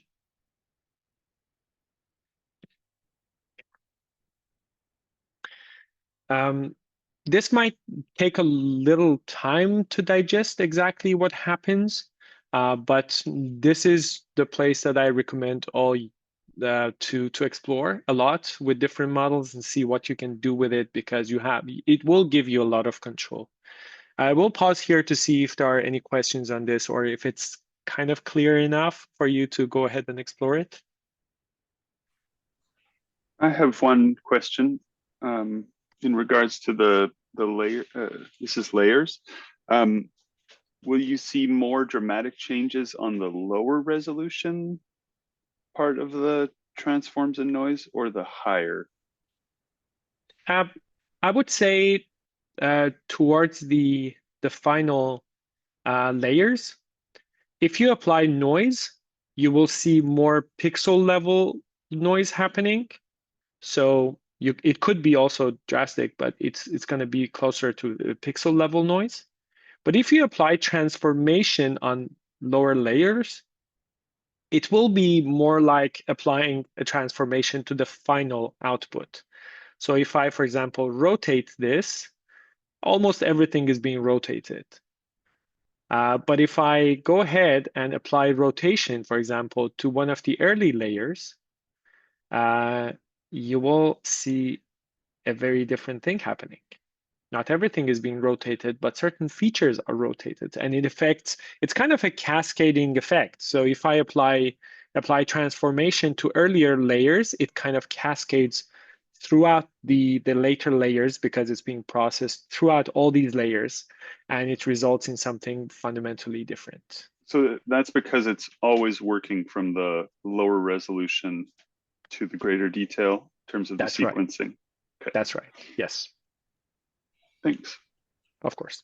Yeah, that's exactly it. And just to add to that, so this module, as Arsha was saying, is really a powerful one, because not only there you will be able to train your own model with your own data, but now you have that model as a material you can shape. And it's like you're sculpting your own model. You're really transforming manually through those operations using direct manipulation. When you see what the transformation does, you're transforming the model yourself, which is something that you're never allowed to do with none of the big models that are served to you out there. And so that's really where you can personalize that model and get to some aesthetics, as you saw already with some of what Arsha was showing, some aesthetics that are really, really specific. Yeah, back to you, Arsha. Absolutely. Okay, I basically have one more thing to show on the real-time module, and then we can take a short break and continue with the training module. Okay, so sorry, Arsha, there was another hand raised for a question. Oh, sorry, I missed that. Is that Isabella?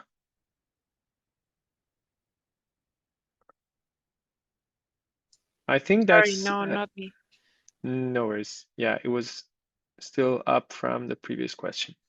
Oh, I see. Sorry. No worries.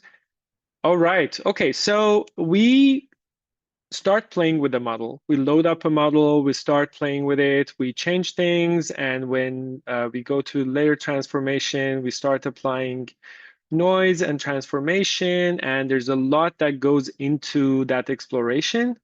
And you get to a point that you really like it, and it's really easy to lose that and don't remember what you did with it. So we have an option to save presets. And it basically saves everything that you have done here, including all the OSC mappings that I will show tomorrow. And it's an easy way to start a project and work on it and keep working on it and keep saving all those details. And then you can easily load it up back without losing any of that information. So the way the presets work, that you see a set of placeholders here. under the presets panel. And what I need to do is basically like I need to save the state of this project right now. And I can simply click on one of these free spots and I can hit save. And that's basically all I need to do. And I can rename it. I can name it test, for example, test 1. And a good practice in Autolume is that when you enter a value in a field, hit the main enter on the keyboard to make sure that you have applied that. So now test 1 is saved. And if I go back, come back, and I will see this test 1 here, and I can load it up. And just to show you that it actually works, I will go back, I will start. You don't even need to load up the model because it knows which model it is assigned to. So if I load up a different model and I come back here, if I scroll down, you see the test 1 now appearing down here because it's kind of doing it alphabetically. To load up this test 1 preset, I need to click on it and I need to hit load. And when I do that, it will load up the model, it will load up all the settings and changes, and everything stays the same. So this is a way for you to save everything and start projects. And just to show you where it goes, if I go back to my main directory, you have this presets folder, and you can see test 1 is appearing here. So in case you need to save these files elsewhere for a project, you can do that. We have kind of covered everything, or let's say the main features in the renderer. We kind of skipped over the model mixing, which I will demonstrate tomorrow, and this audio module that will make sense when we are covering OSC and interactive features. And I will show you how it works tomorrow. So for now, I will pause for any questions, and then if there are no questions, we can go on a maybe 10-minute break this time. Any questions right now? I have. There's Aaron, but I have a question also. Go ahead. Hi. I hope this isn't an obvious question, but I was just thinking about how, you know, with the vector exploration, you get these automatic animations, but when you could actually, by adjusting these parameters, you could create videos just by messing around, you know, with the noise and the scale and stuff like this, and you don't even really need to move between multiple images. But just to like verify, I can animate these still images and still export this as a video, right? Yeah, that's right. That's right. Like you don't necessarily need, good point. You don't necessarily need to move in the latent space to create a video. Actually, to show that, I can stop the animation here. And I can, for example, later when I will show you how to use OSC, I could, for example, control the noise parameter and create an animation this way. But it totally depends on what you are envisioning as the final results. So you have different options. And if I start recording here, I will record whatever I'm seeing here, regardless of the type of movement that is happening. That's right. It's like, in that sense, it's a visual synthesizer. So it's really a real-time module, and you can control it manually or get some of those automation to control the moves in the latent space. On the topic of presets that Arshia just covered, it's also interesting. You'll see when you load your first model, for reasons that are technical in the background, it takes a few seconds. But once you switch from one model to another, once the renderer has been started, it's almost immediate to switch from one model to another. So again, in that sense, it's a great tool for real-time applications. Often, for example, VJs will use those presets where they will have different scenes with different models, and they will be able to move from one preset to another, depending on where they are in the performance.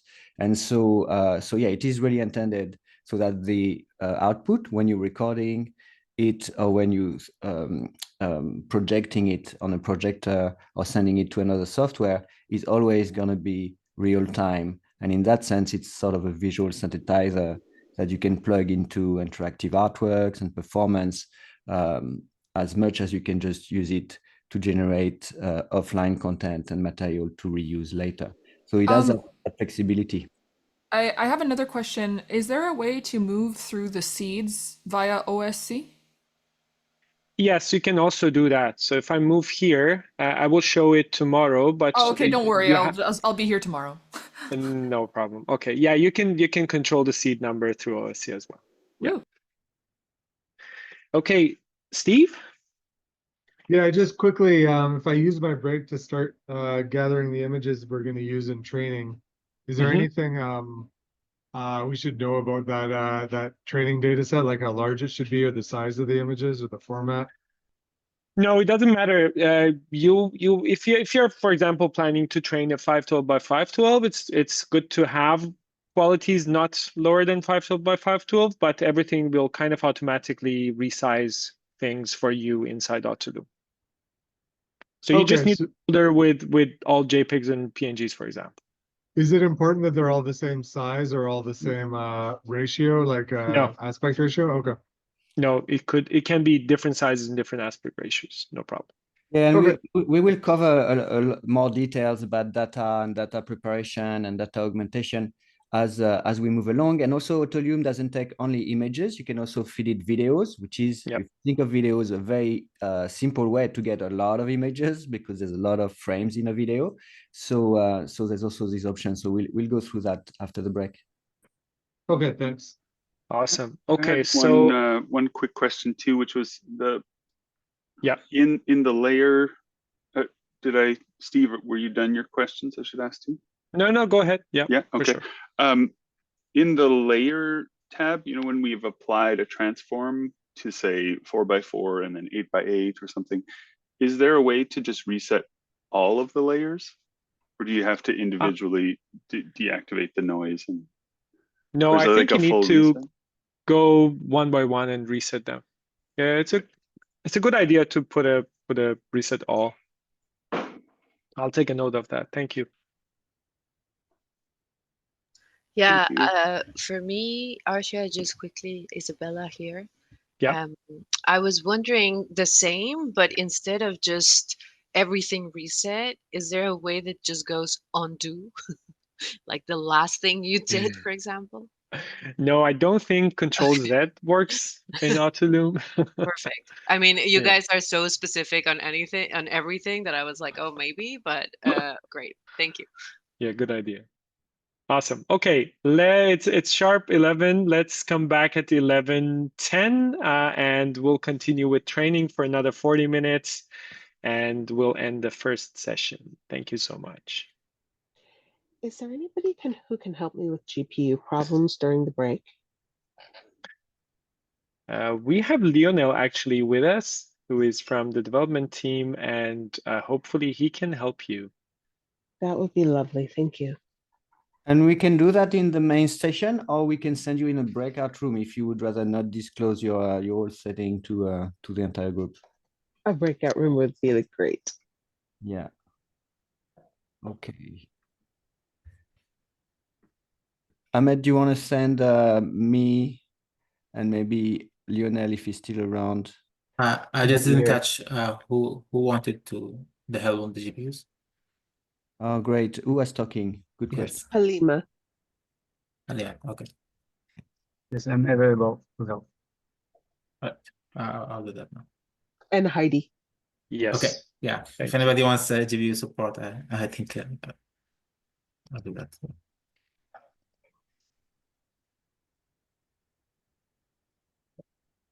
Okay. Touch designer, do I need to learn? Juliana, is that you? Yeah, thank you. Awesome. No, you don't really need to know Touch Designer. What I will show is very, very basic, just to show an example of connecting a software through OSC. It could be anything else, like you could use Max, for example. Okay, so would it be, like, I don't have a PC, I have a Mac, so I'm only watching this right now through just what you're doing. would it be okay if I still join the workshop tomorrow? Absolutely, yes.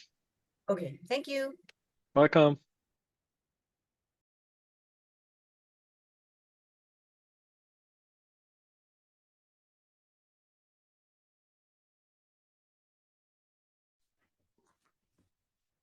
Interesting. I can't see the breakout room, Asha. I don't know if you can see it. I can see it. Just scroll down if you click on breakout, scroll down to I the got it. bottom, I got it. Yeah, the bottom room one.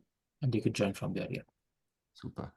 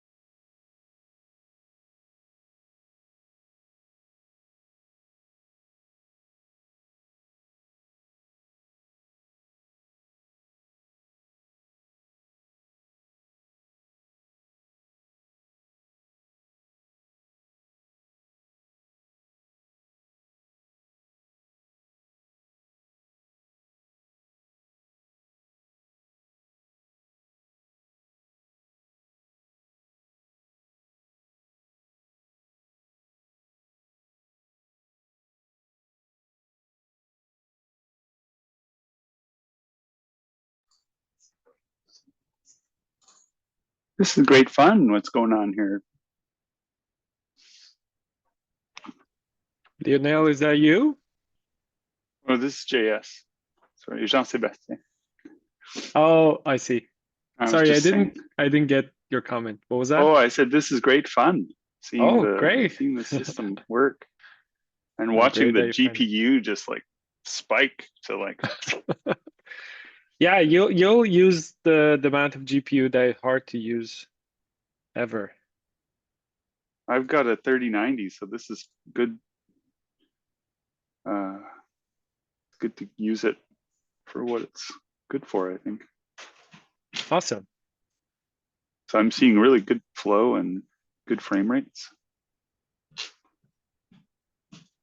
Is that a tower or a laptop with 30? No, a tower. Yeah, Tower, a pretty okay. good processor on it. But I mean, it's built a while back, but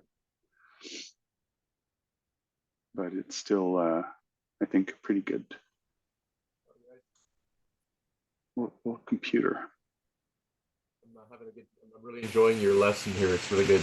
I've got it all to work on a remote instance, a VM instance on the Google Cloud. Cool. Yeah. I'm running. I think I'm running better than a 2.4. I might be running a high-end GPU. It's cost me $1 an hour. I don't really care. No way. That's awesome. It took a bit, you guys. It took a bit to get it to go, but I'm thinking maybe if I can figure out a way to export the entire image and get it to run just on one click, maybe I can share it. I'm not there yet. I'm looking forward to what you have to. We're gonna do model training next with our own actual images. Yeah. Yes. That's the idea. Okay. I like that. Some serious thumbs up there. Awesome. Yeah, well, I can justify this to my girlfriend. She's an artist. We'll just get all pictures of you. Here you are, it's a latent space of you and all the versions. Oh, look, try that.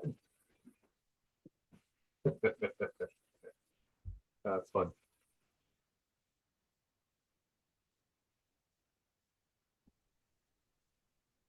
Okay, Ahmed, I think people are back from the breakout room, right? Okay, great. So I think we can get started because the training is also relatively time consuming and it takes a lot of details, and probably we'll have time for more questions about how to prepare data sets and those things. Okay, let me share my screen again.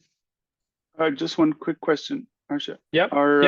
Will the recording be available like kind of right after, so we could go back to? I will try to if we do want that. to train it. I just wonder. Yes. Thanks for asking. I also have provided a short video on training only, which is accessible in the Google Docs. So if you just want to review the training part, that's probably a good idea, but I will try to share the recording right after the session. Yeah, it would definitely be available because we can't expect you to memorize, everything like that. That would be brutal. So this is gonna be archived for your reference. Thank you. Yes. Okay, we are back to Autolume, and I will now go through the training module. Okay, so when you're in the renderer, if you want to go back to the main menu, we have kind of placed this button down here. When you scroll all the way down and you will see it here, we will probably replace it to somewhere more accessible later.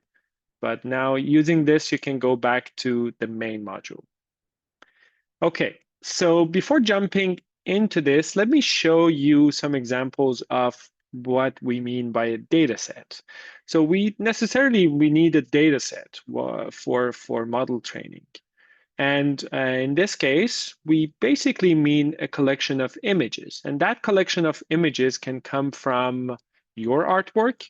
You might have collected it or curated it in an ethical way, or it could come from the frames of a video. So it doesn't matter where the source is. The final thing is a collection of images.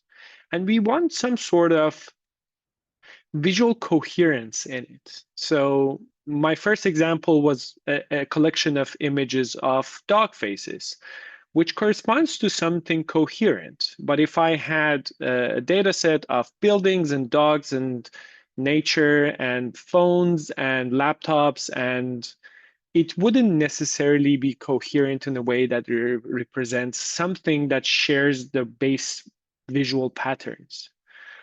So I can give you some examples to get into that headspace. If I have a data set of space images, I can sort of see that coherence in this visual domain. So this is a good example because I can kind of see that all in dark background, something bright in the middle, all those circular and spirals and oval shapes. So I kind of see with a scroll through this data set, I can kind of see that coherence. And that's for me usually is the best way of evaluating if a data set is presenting something coherent. And it's not to say that it's very restrictive to a very specific type of coherence, but it's basically your judgment. And at the end of the day, it comes down to experimenting with different options. Just to give you some basic idea about the principles.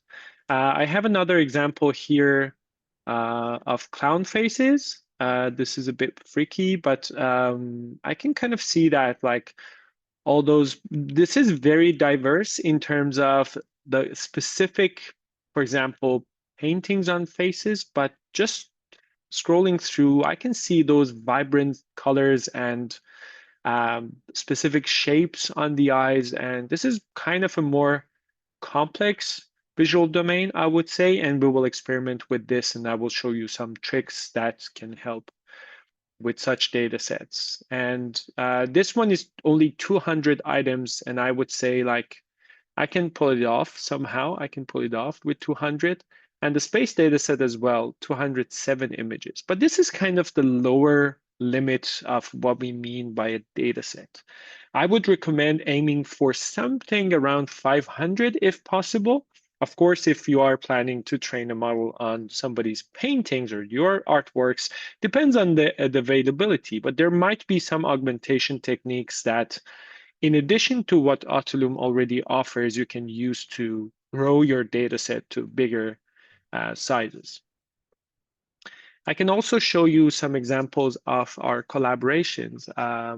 Philippe mentioned our collaboration with Erica, and I can show you the example of some of the data samples versus what we got. So this is 6 examples from the data set. And you can see there's a lot of diversity in this data set. But what do I consider that connects them all is that there is a human face in most of the data samples. And there is something that connects them, and that's all the repetitions in facial elements. And I will show you the trained results in a second, but I have some examples here. These are samples from the model that was trained on the faces. Of course, we are not getting anywhere near photorealistic generation, and that's not really the aim here. We could probably achieve that with a lot more data samples and more iterations over the training, but that's not really the aim here. This is kind of more abstract results, but we can see some of those features carried over, like those repetitions in facial elements. And at the end of the day, it's about the artist's connection to these results to see if it resonates, if they see the connection between the original works and the generated results, and it becomes all these explorations in the system. I have another example to show you from our collaboration with Chris Krug, another Vancouver-based artist. He had a really nice collection of analog photographs, and I will show you some of the samples. And you can see they all share the same kind of touch to the photos. And these were, I think, used using expired analog film. And that's why you get that special touch to the colors. And you can see that the framing is weird. That's why the artists have kind of regularized the data sets so that the head is in the same place, roughly, in all those data samples. And that's kind of one of the techniques that could help the training when you have a smaller data set and you have a lot of feature diversity. You want to kind of regularize it. If you're interested in the human faces, you can position the face in the center so that it's not everywhere. And it kind of helps with the training sometimes. So that's a way to increase the coherence of the data set. I'm going to take a question here, Asha, of Erin, just to clarify what you just showed. Erin is asking whether the results from Erica's model was obtained with only 6 images. No, in the data set that Erica gave us, there was 130 or so images, and so the model was trained on 100 or so images. Asha just showed in the slide a sample of that data set, so 6 images. But yeah, it was 130 images. And as Asha sort of alluded to, there's going to be those trade-offs between, if you want more realistic rendering of the data, then you need more data. If you're okay with a model that is more abstract, then you can use less data. And when we talk about small data, it really starts at 50, 30, although we will see technique with projection, with fine-tuning, where you can use 1 image or 10 images. So there's really, depending on how you use our system, you can really work with small data. But there's also small data in the sense of Chris Krug, who is a photographer, and he has several thousands of images.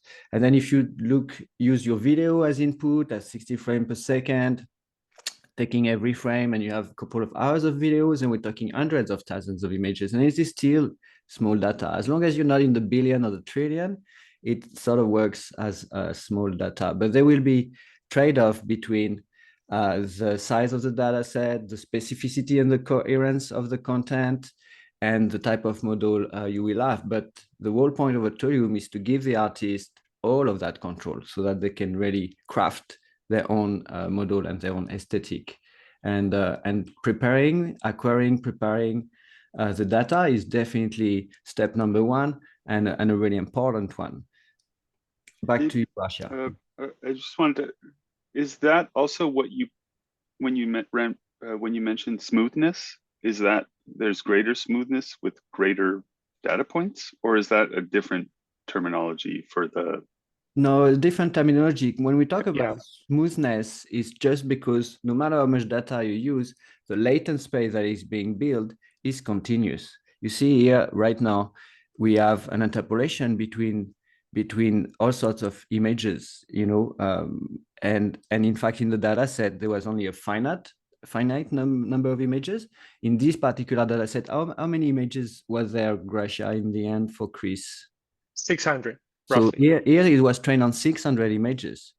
So that's the data input, and we train the model, and now you see the model interpolation in a smooth, continuous latent space, and you can generate millions and billions of faces out of that model, even though there was only that many images in the data set. So the smoothness referred to the continuity of that latent space we're looking at right now. Thanks for that distinction. Exactly. You can kind of think of it like as the affordance of GANs, like regardless of the quality or the diversity of the trained model that you get, it's going to be continuous always. It's more about the diversity that you get in the latent space, depending on the quality of training and how many data samples you have in your data set, or how well the data set is designed. In the case of Erica, I think we had 300 samples, and for Chris, we had 600. And you can see the diversity of data samples in Erica's data set was much more than Chris. Chris was a regularized data set, all single human faces without any manipulation on the faces, and therefore with only 600 we can get to photorealism, some sort of photorealism. But in Erica's case, we end up with a much more abstract result because of that diversity in the data set. Okay, I will go back, and I think I have one more thing to show you, and that is using video. So as I mentioned, at the end of the day, you need a collection of images, but an easy way to create a data set is using a video, because if you can think of a method to create a video that represents something coherent and diverse, and then you can extract the frames from that. And I have some examples to show you. I work with Persian calligraphy. I experiment with different ways of distorting forms in a meaningful way. And I wanted to achieve a certain aesthetic, which represents a certain, like a very specific type of distortions. And I created a video, and probably by just looking at the video, you can tell what it is. It is kind of the ripples on the water and a reflection of an image on the surface of the water. And it's a very basic technique. I have a display, I have a tray of water, and I'm filming the reflection on the water, and I'm creating ripples. But it gives me a lot of diversity. With a 5-minute video, I will end up with like multiple thousand data samples, which is great for what I want to do, and I can show you the results. I need to make sure that I have enough diverse ways of manipulating it so that it represents a diverse data set. Or another example of, for example, projecting the same word or calligraphy sample on different objects and creating distortions and creating texture. And this is also a very simple way. I have a pocket projector and I have my camera and I'm holding them together, and I have laid out certain objects on the table and I'm moving around. So these examples are just meant to give you some idea about different ways of creating data sets. And of course, we mentioned that a synthetic way is also a very useful way, especially because you can get more results with less time. I have a quick question, if I may. So this Absolutely. would be an example of still being regularized. Is that how you put it? In that it has like a consistent image within the frame. Yeah, even absolutely. with diversity of alterations to it, but you're sort of manually adding these alterations to diversify your data points. Exactly. Like I can see the same thing in all the frames, but with like slightly different texture or distortions. So that's kind of the idea behind, okay, there is something coherent in it. There is this shape that is being distorted, or in the previous one, there is this base shape that is getting more different levels of distortion to it. And then maybe I can actually show you the results right now so that you can see that you can achieve very accurate results with like a well-designed data set. So if I do, that's the ripple one. And so in my case, I'm not interested in any abstraction. I'm very specific about what I want to achieve. And therefore, I do a lot of these kind of regularizations when designing my data set, but it's not the case for everybody. So if I animate this, you can see that I'm getting the exact same distortions, but not in a temporal way. And now I have access to an infinite space of these distortions, and I can control it with different signals. So I have kind of converted the same visuals into another space with a lot more possibilities. And I can also show you the other one with the projection. And with this one, I didn't really aim for a long training. I kind of wanted to stay in this a little bit abstract and under-trained space. And you can see that now I have texture and different types of distortion that correspond to what I represent in the data sets. So just some examples to give you ideas about data set creation. Okay. I will go back now, and I think we need to move to just showing the training.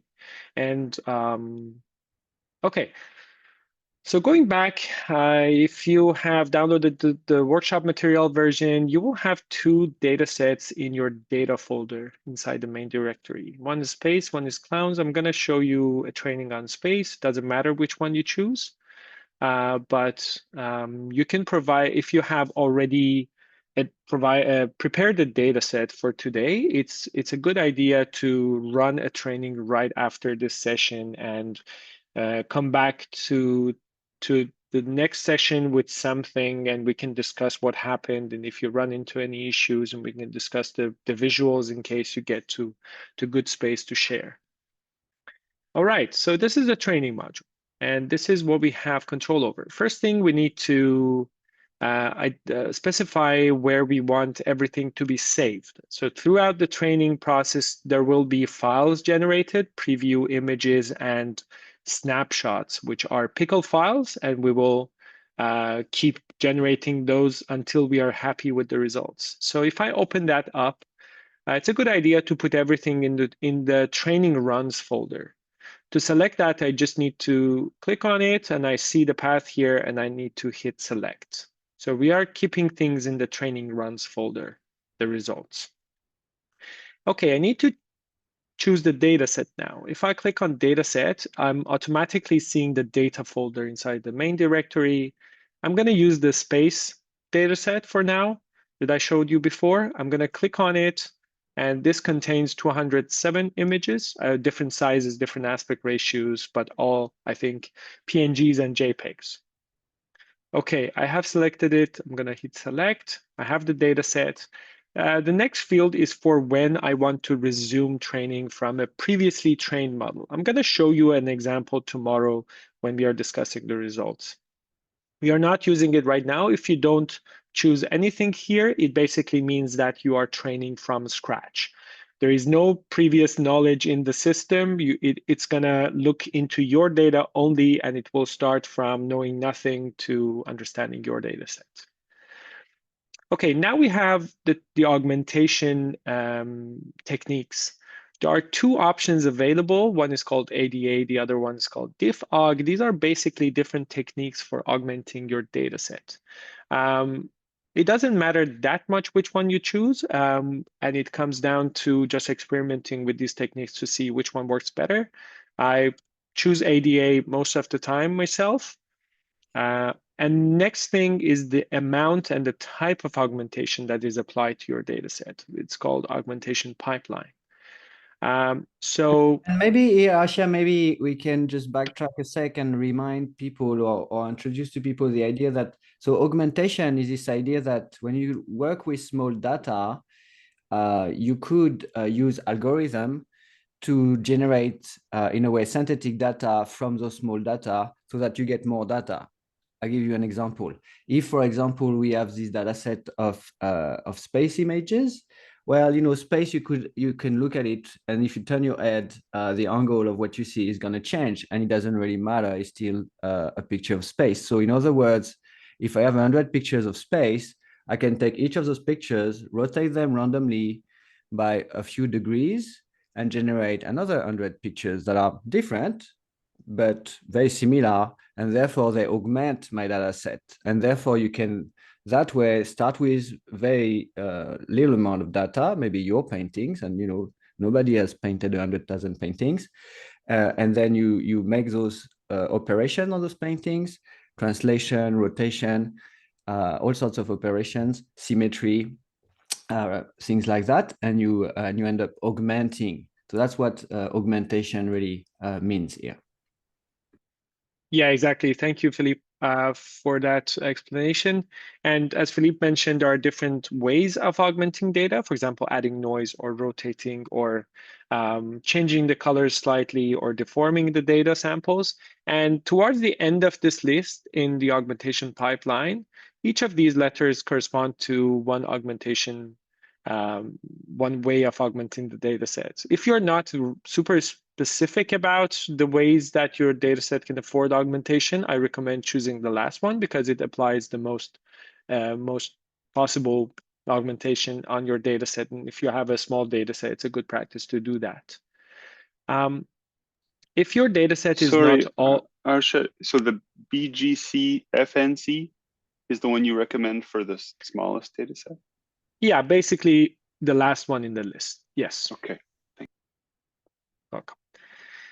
And if your data set is not all square images, by the way, in GANs, in most GAN architectures, it is usually square images that are being generated from the network. And we ultimately want square images as data samples. If your data set is all square, great. If you're specific about it, you can actually make it square so that you don't worry about how things are being pre-processed. But if you are just providing a collection of images like the space data set that I had, and it comes with different aspect ratios, some vertical, some horizontal, there are two ways of making that square. And one is choosing stretch, which basically stretches everything into or squishes everything into a square frame, and it may actually change the aspect ratio, or using center crop, which respects the aspect ratio, but it will chop off the ends that don't fit inside a square frame. So for this one, I'm going to choose center crop because I know most of the images have the main thing in the center, so I will not lose anything significant. Next one is the resolution, and this is the resolution of the train model. If I choose 512 by 512, for example, it will provide me with a model that will generate images of this size. This is important to choose properly because you will not be able to change it later on. So you will end up with this. And if I have trained with this resolution, but in a project I need a 1024 by 1024 model, I have no choice but to do another round of training with 1024 by 1024 resolution. This is important to note. Of course, the training speed will be slower with high resolutions. For the sake of this demo, I'm going to choose 256 by 256 just so that we get the first preview faster. Next thing is batch size. There's a lot that goes into these hyperparameters. All these parameters that we can choose, we call hyperparameters, and it affects the quality or the success of the training. Batch size is one of them. I'm not going to go into the details of what each of these things do. A higher batch size results in more stable training, but it also requires higher VRAM. So something between 4 and 8 is recommended. I'm going to keep 8 because we have a good GPU here. If you don't, you can reduce it to 4. We have this configuration setting here.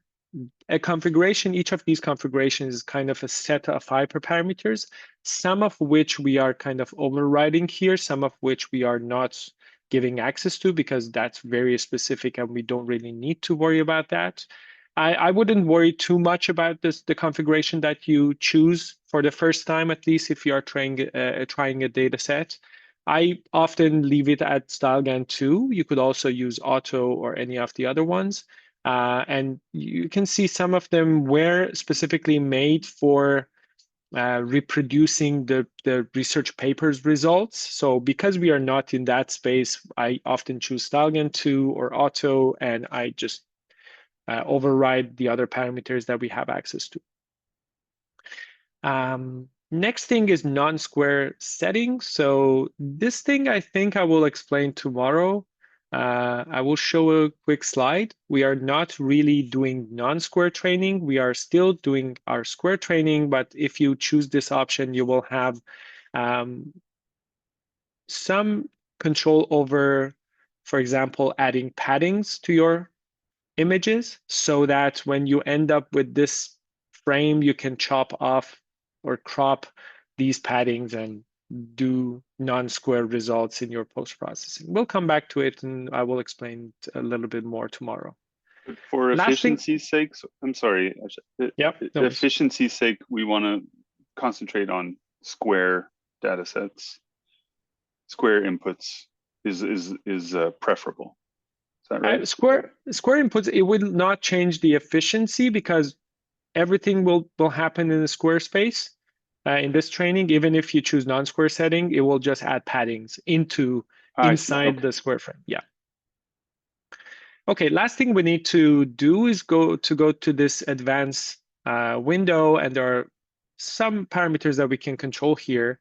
The first two are learning rates for the generator and the discriminator. I personally never touch these, but when you get more specific about training and you want to want to have more control and to achieve better results, you may want to manipulate these a little bit later. But the thing that it's probably all of you need to experiment with is gamma, which is the parameter to experiment with a new data set. And it's kind of a data set dependent value. And you need to play with this a lot to get to good results. The good thing is that when you get successful training, if I do my training with like 256 by 256 with the gamma value of 10, and I get good results after, for example, 2 days of training, and I'm happy with that. If I decide to go up to 512 by 512, I can just quadruple this. So if I double the resolution, I need to multiply the gamma value by 4. But this is for when you know that this gamma value works for your training. So if this is the first time that I'm training on this data set of space images, I kind of need to pick a value for gamma and experiment with it. So I often start with something around 20. And if this is good for me, I keep it. If not, I will go to different values like 30, 40, 50, and I will experiment to see which one gives me better results. Of course, everything is time consuming when it comes to training because we need to allow some time to pass to see if we are getting good results. We cannot judge immediately. Okay, I'm going to pick 20 for now, very intuitively. And last thing is this number that it corresponds to how frequently you get snapshots during the training. So if I put it to 1, this is kind of the most frequent number for me, and I need to see more frequent snapshots. So unless you are planning to do a really long training and you kind of know all the hyperparameters and you are not in the evaluation process anymore, keep it to 1 because you will see more frequent snapshots. And Asha, Yeah. Erin is asking, what is the gamma value exactly? Is that like the same as in Photoshop? And this is really confusing for a lot of our users because we are aiming at non-computer scientists, non-coders, and artists. And so, unfortunately, no, it has nothing to do with gamma in Photoshop, and it's just a technical term and one of the parameter that is used to train those models. And we won't get into the technical details here and today. And that's one of the trade-off and something we're working on with the Autolume team is that part of using those tools is about at some stage having the user understanding what's happening behind the hood. And so with the documentation that we're going to release along with Autolume, we're still working on it. There'll be a lot of details to explain all of that and all of those settings in greater details and send you to other reference material where those models are explained to laymen. And so there is a way to get access to a real understanding, both because all of that is documented,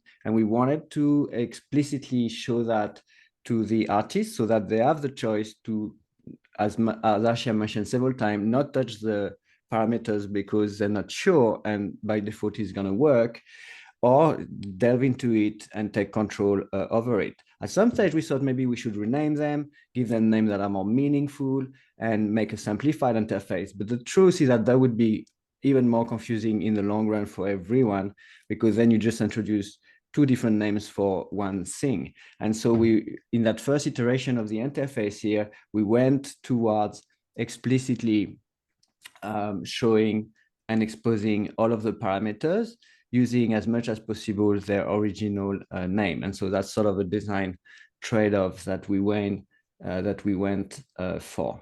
And so, yeah, for all those details, the best is to look at the documentation and then the reference we have with a lot of material going through all the details of GANs and of the training procedures that is happening in the background. I'll give it back to you, Asha. Yeah, absolutely. Gamma is kind of tricky. We have already tried to rename some of the technical parameters. Like when I was showing you the renderer, the diversity parameter is actually called truncation, but it's harder to digest. Unfortunately for gamma, I don't think we came up with a good idea because it's kind of very technical. It's like a number that intensifies or controls the intensity of a term in the cost function. I'm not going to go into that. So it's basically a number that you need to experiment with. I don't like this space either, like not knowing what this parameter represents. But that's kind of the only way that we have. In the diffusion spaces, there's also this problem that you have a lot of numbers that you need to experiment with or know what to choose without really knowing what it does.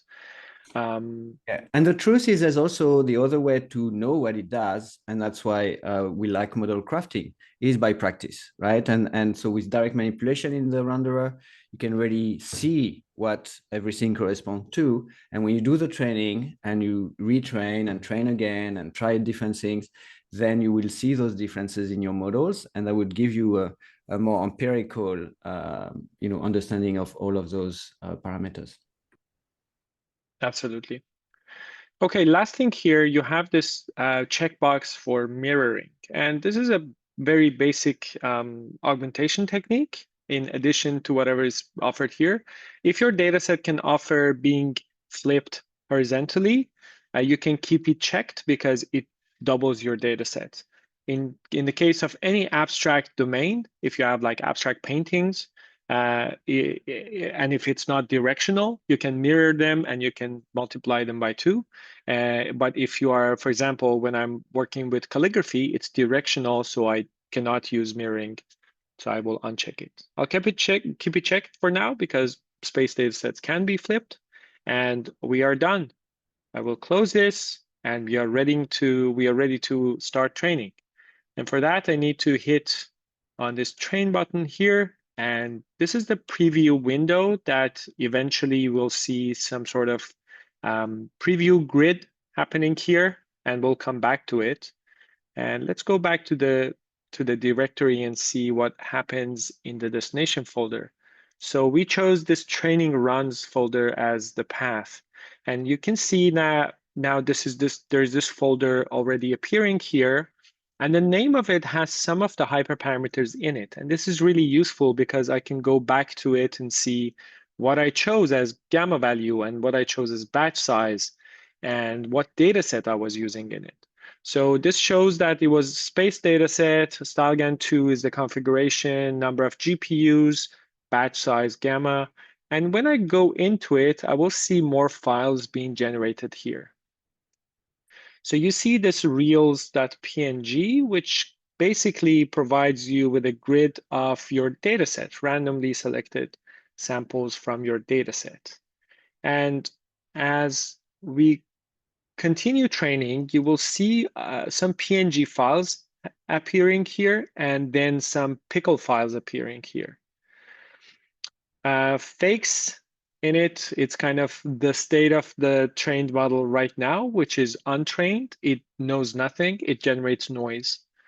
And each of these square samples is kind of a random point from the latent space. And this is a way to visually evaluate the state of the training.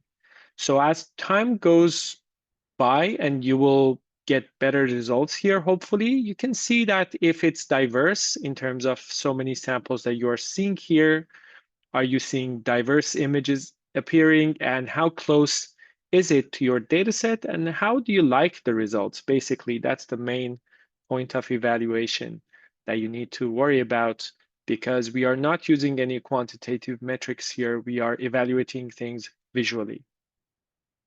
Okay, if I go back here, you can see the preview here. You can either just keep looking at this, or you can go back to your directory. And now you can see the first snapshot is generated. It's the network snapshot, all zeros.pickle.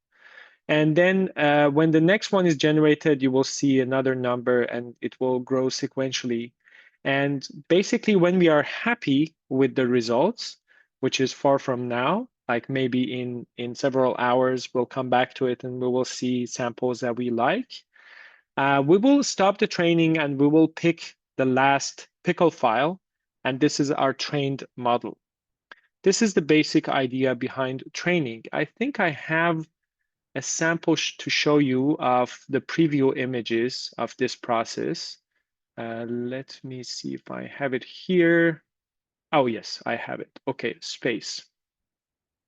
Okay, so this is from a previous training that I ran, and I can kind of show you the sequence that you will hopefully get with something like the space dataset. So this is the first thing, all noise, I know nothing. I mean, the train model knows nothing. And the next one, after some time, it will generate this. And it already is understanding that, okay, there is a darker background and something bright in the middle. And it continues. This is probably after like 2 hours. I'm seeing this closer to the data set. And if I keep going through those preview images that was generated during training, I see that it gets closer and closer. And see, sometimes from one snapshot to the next, you see worse results, but it's a process and you need to let it continue for some time before you can judge whether or not it's representing something proper. And you can see I'm just moving through those preview images, and you can see that now after 52 iterations that you can see in the naming, we are getting into something kind of similar and pretty diverse in terms of the features that it represents.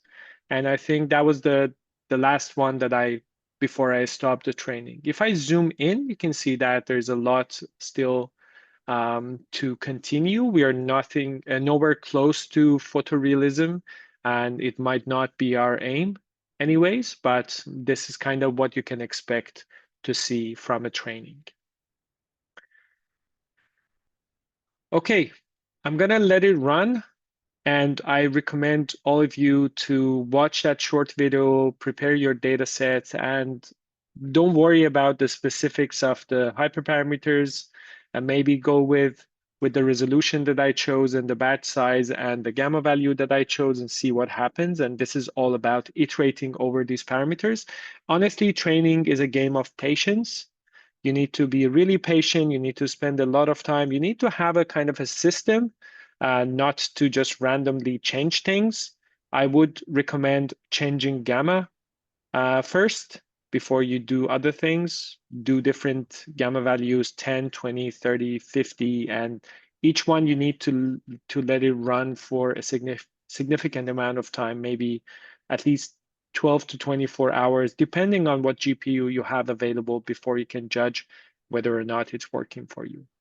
And so there's a question from Jean-Sebastian here regarding the pickle files. And you noticed in maybe when Asha was showing in the directory, each model is going to be quite big. Like I think for this resolution, we were at 300 meg. And so, yeah, you need to think that, if you let it run for days and days, you need to have the memory to store that so that you don't crash your hard drive or your computer. But what's great here is we're getting into how long should I train for? And here there's no ending, by definition. It's really up to you. And the bigger your data set, the longer you probably will have to train, especially if you want to go to a distribution and a model that really generates things very close to the quality of the data in your data set. But it's really up to you. And with this snapshot, then you have a way to overview the process and decide for yourself which pickle file, which model you actually want to use. And maybe for a single data set, you want to use more than one model. And what's good with those models is that, I don't know, Asha, if you're going to cover that, you can restart a training. And eventually you can even restart a training with a different data set to go in a different direction and push a model in a certain direction. Back to you, Asha. Can I just ask Philippe about what you were saying?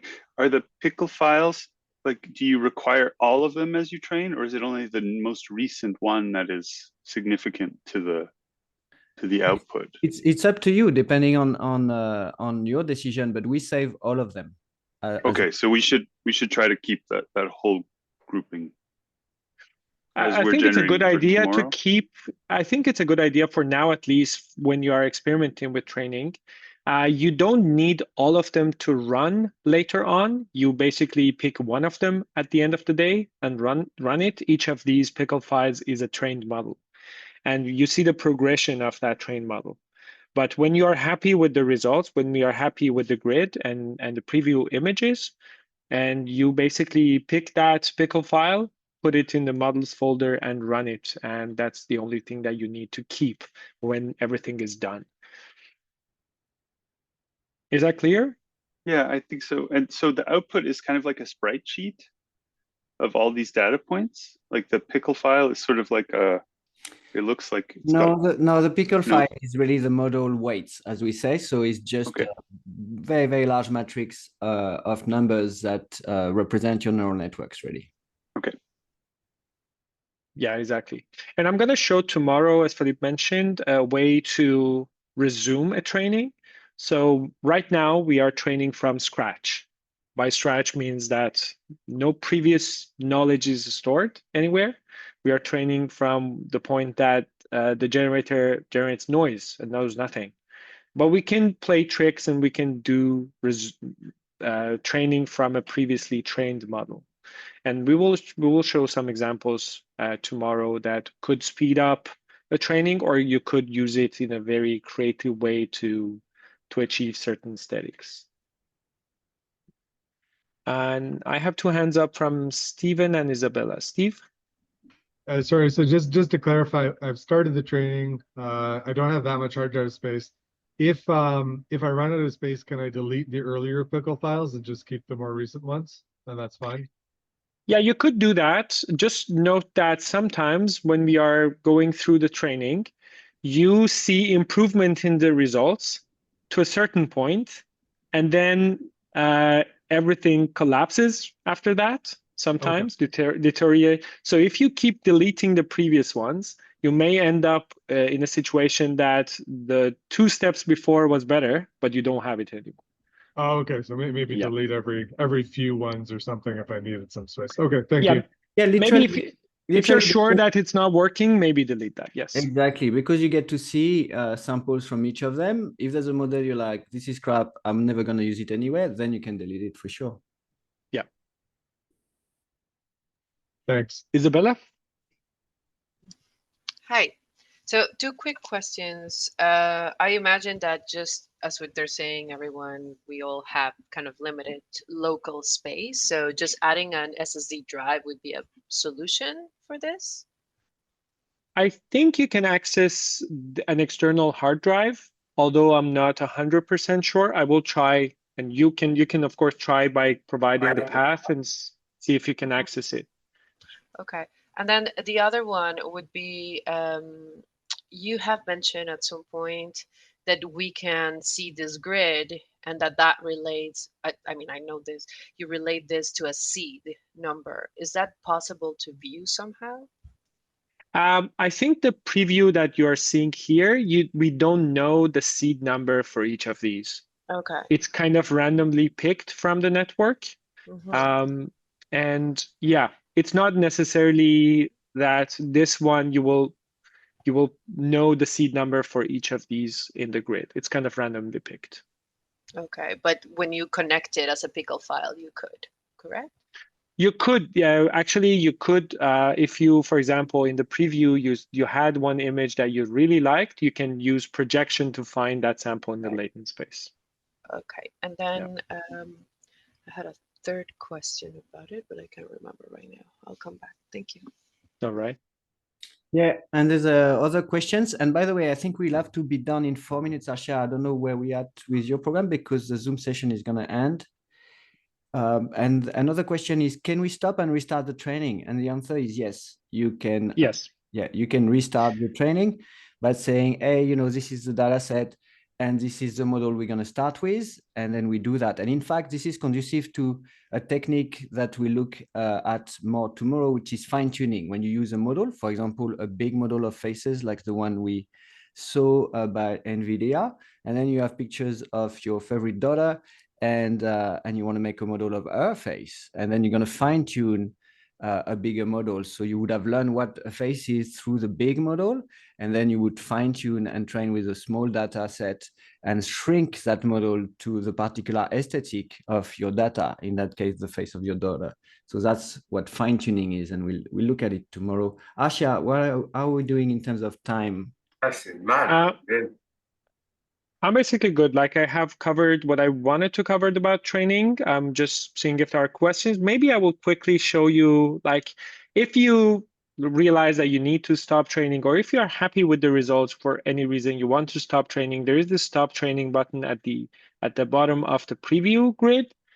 When you click it, I'm gonna click it right now. Sometimes it takes some time for it to stop. Right now, it stopped immediately. Sometimes it may take like 2 minutes, depending on where in the process the network is. So be patient with it. If it didn't stop at all, feel free to close everything and restart your processes here, but you will lose the data that you had here. You need to select everything again. So just be patient with that stop training button, and it should work well for you. I don't really have anything else for now, since we are very close to the end of the session. I will just stay a bit longer. I don't think the Zoom session will close, but we can end it in 5 minutes. If there are no more questions, or if we have any issues, we can address that, and we can reconvene tomorrow at the same time. Yeah. Okay, great. And then you see actually here the third entry in the train menu is the resume pickle option, and that's what you would do if instead of restarting from scratch, you would start from where you're at. Then you can load a model there, one of yours or a model that you found, and you have the right to use, and start the training from there. In fact, some artists are using those techniques to change the data set, and they say, okay, I'm going to train on grass pictures first, and then I'm going to start introducing flower pictures into my data set, and then sort of shape their model in different epoch of training. Technically, there's a whole field dedicated to that, which is called curriculum training, and that's in fact what we do for humans. When we train humans, you start teaching small kids a different type of content than what we teach later on in high school or in university. And so we sort of form those brains through steps. And if you think of those neural networks as little brains, then you have then the capability really with Autolume to take control of that training and maybe to introduce your own curriculum for those neural networks of yours. All right. I don't see any questions. Asha, do you have anything to add, or maybe Ahmed?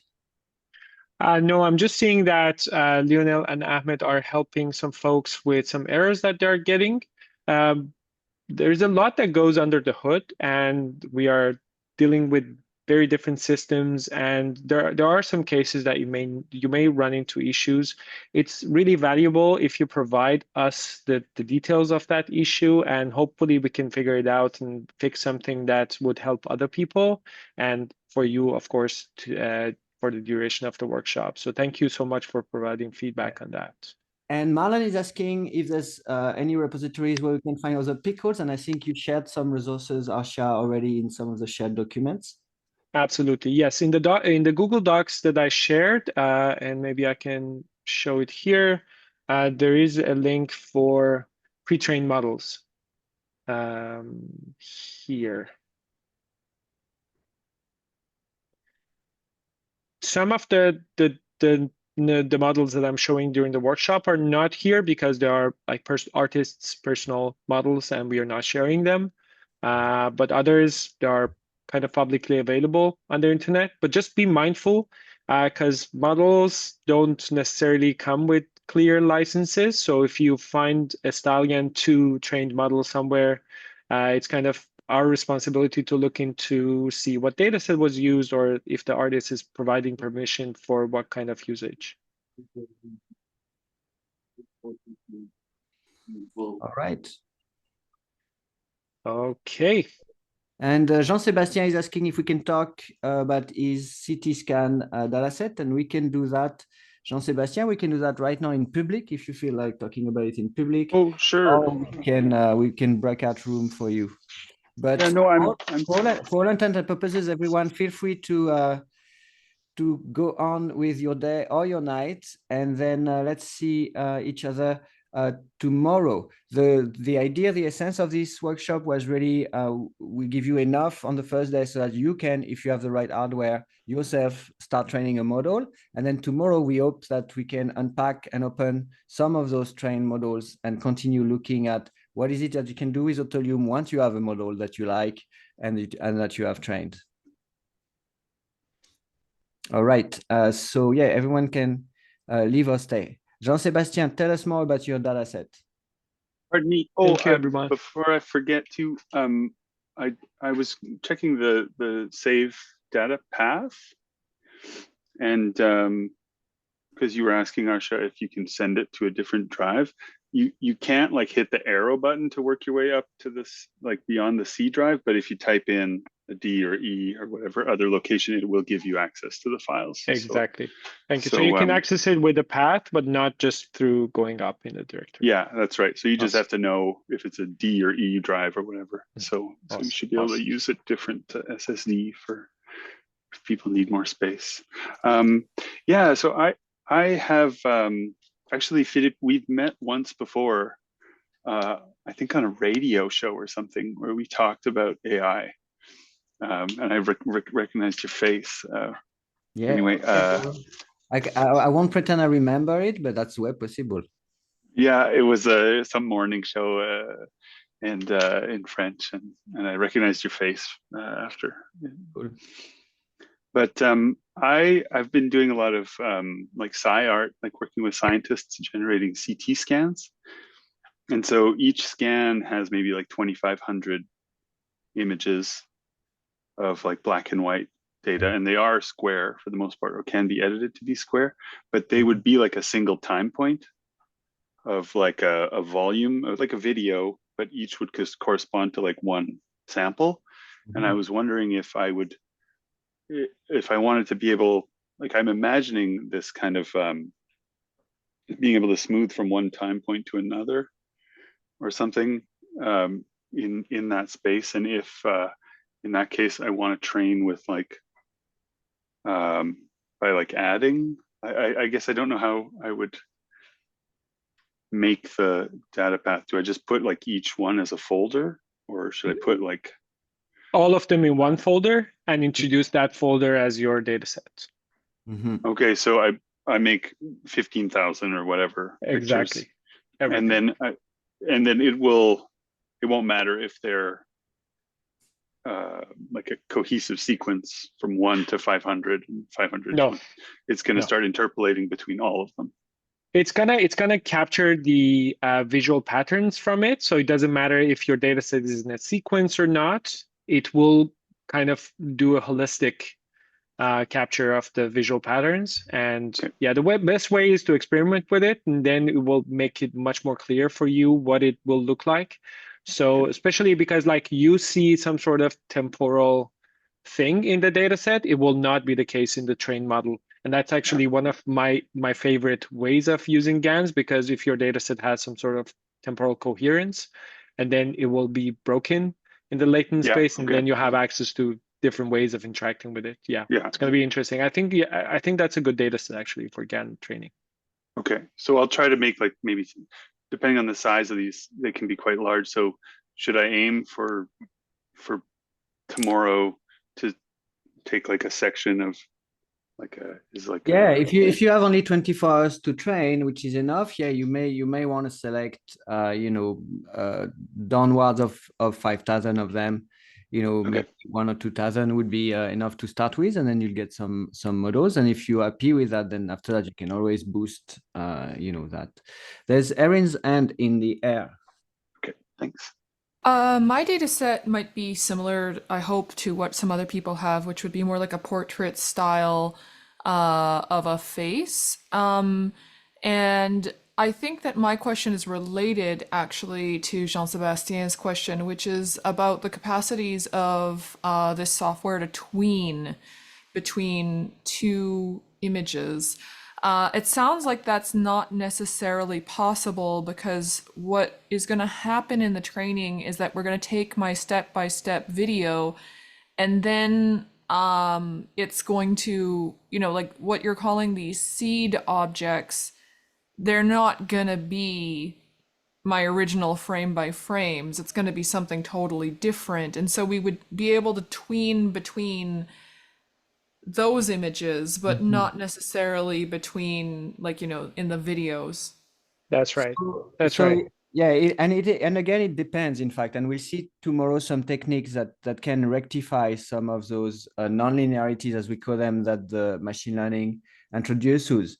In fact, this latent space we've been looking at, everything is organized by visual proximity, and that's why it's smooth when we move in that latent space, right? So if, for example, you have a video with cut, for sure, like a cut between two scenes, those are two images that are completely different. They would correspond to a big jump in the latent space. And so that is not going to happen if you move smoothly in the latent space.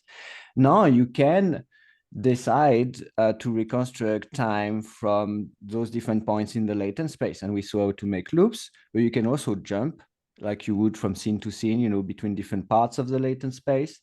And the other thing is, if your data set is really temporally organized, one of the dimension often, and it's a continuous scene with continuous changes, one of the latent dimension, one direction would actually be time. And tomorrow we'll see a technique using principal component analysis to find what are the most salient dimension of change in the latent space. And if time is one of those dimensions, then you will potentially retrieve that. And so some people use GANs to make basically what is, sort of temporal video that are coherent using those type of techniques. And so we'll see a little bit of that tomorrow. For faces, one of the super easy way to get quite a bit of data is to make basically a video shot of someone's face and asking for different expression, for example, or maybe different angles, whatever variation you want to introduce.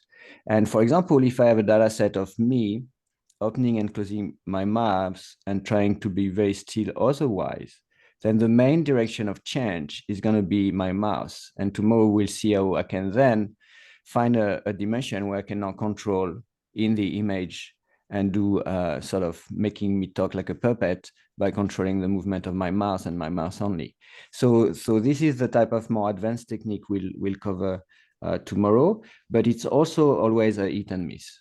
And sometimes it works great with the data set, and sometimes it won't work at all. And so there's really a practice around training those neural network. And that practice and that sort of empirical aspect of it is actually not just because we're artists and there's creative applications. It's actually what's happening under the hood with the entire industry of people that are trying to find the right hyperparameters and data set combination to make systems that actually work and do what they want. So this exploration is a good example of what's happening with any AI developer really. Okay, thank you. Okay, I think I'm gonna stop recording now. And if there are no more questions, we can end the session today and come back tomorrow for the rest of the content. Well, just one question about the recommended video codec Okay. or when training. Could you talk more on that? That's a question for Lionel. Yeah. Yeah, it was about the video codec to use videos as a data set, and like if there is difference between using moves or MP4. You're muted. Yeah, you're muted. Oh. Difference with move and MP4s will not make a difference because it's really about what codec is used to encode the video. Moves and MP4 could be using the same codec actually. So it's really about the codec that is using that file. And if you have trouble with one of those files, you can try to convert that video to a different codec, for example, using like a video software, or if you're more like tech savvy, using FFmpeg. But as far as we know, most video codec, if you can open that video file on your computer, meaning you have the codec installed, then it's supposed to work. And in most of the trial we did, it's working. In the worst case, you can convert into photo JPEG, which would be this video format, very large video, because then every frame is actually a JPEG image. And in that case, it will definitely work. Yeah, thanks, Quentin, for the question.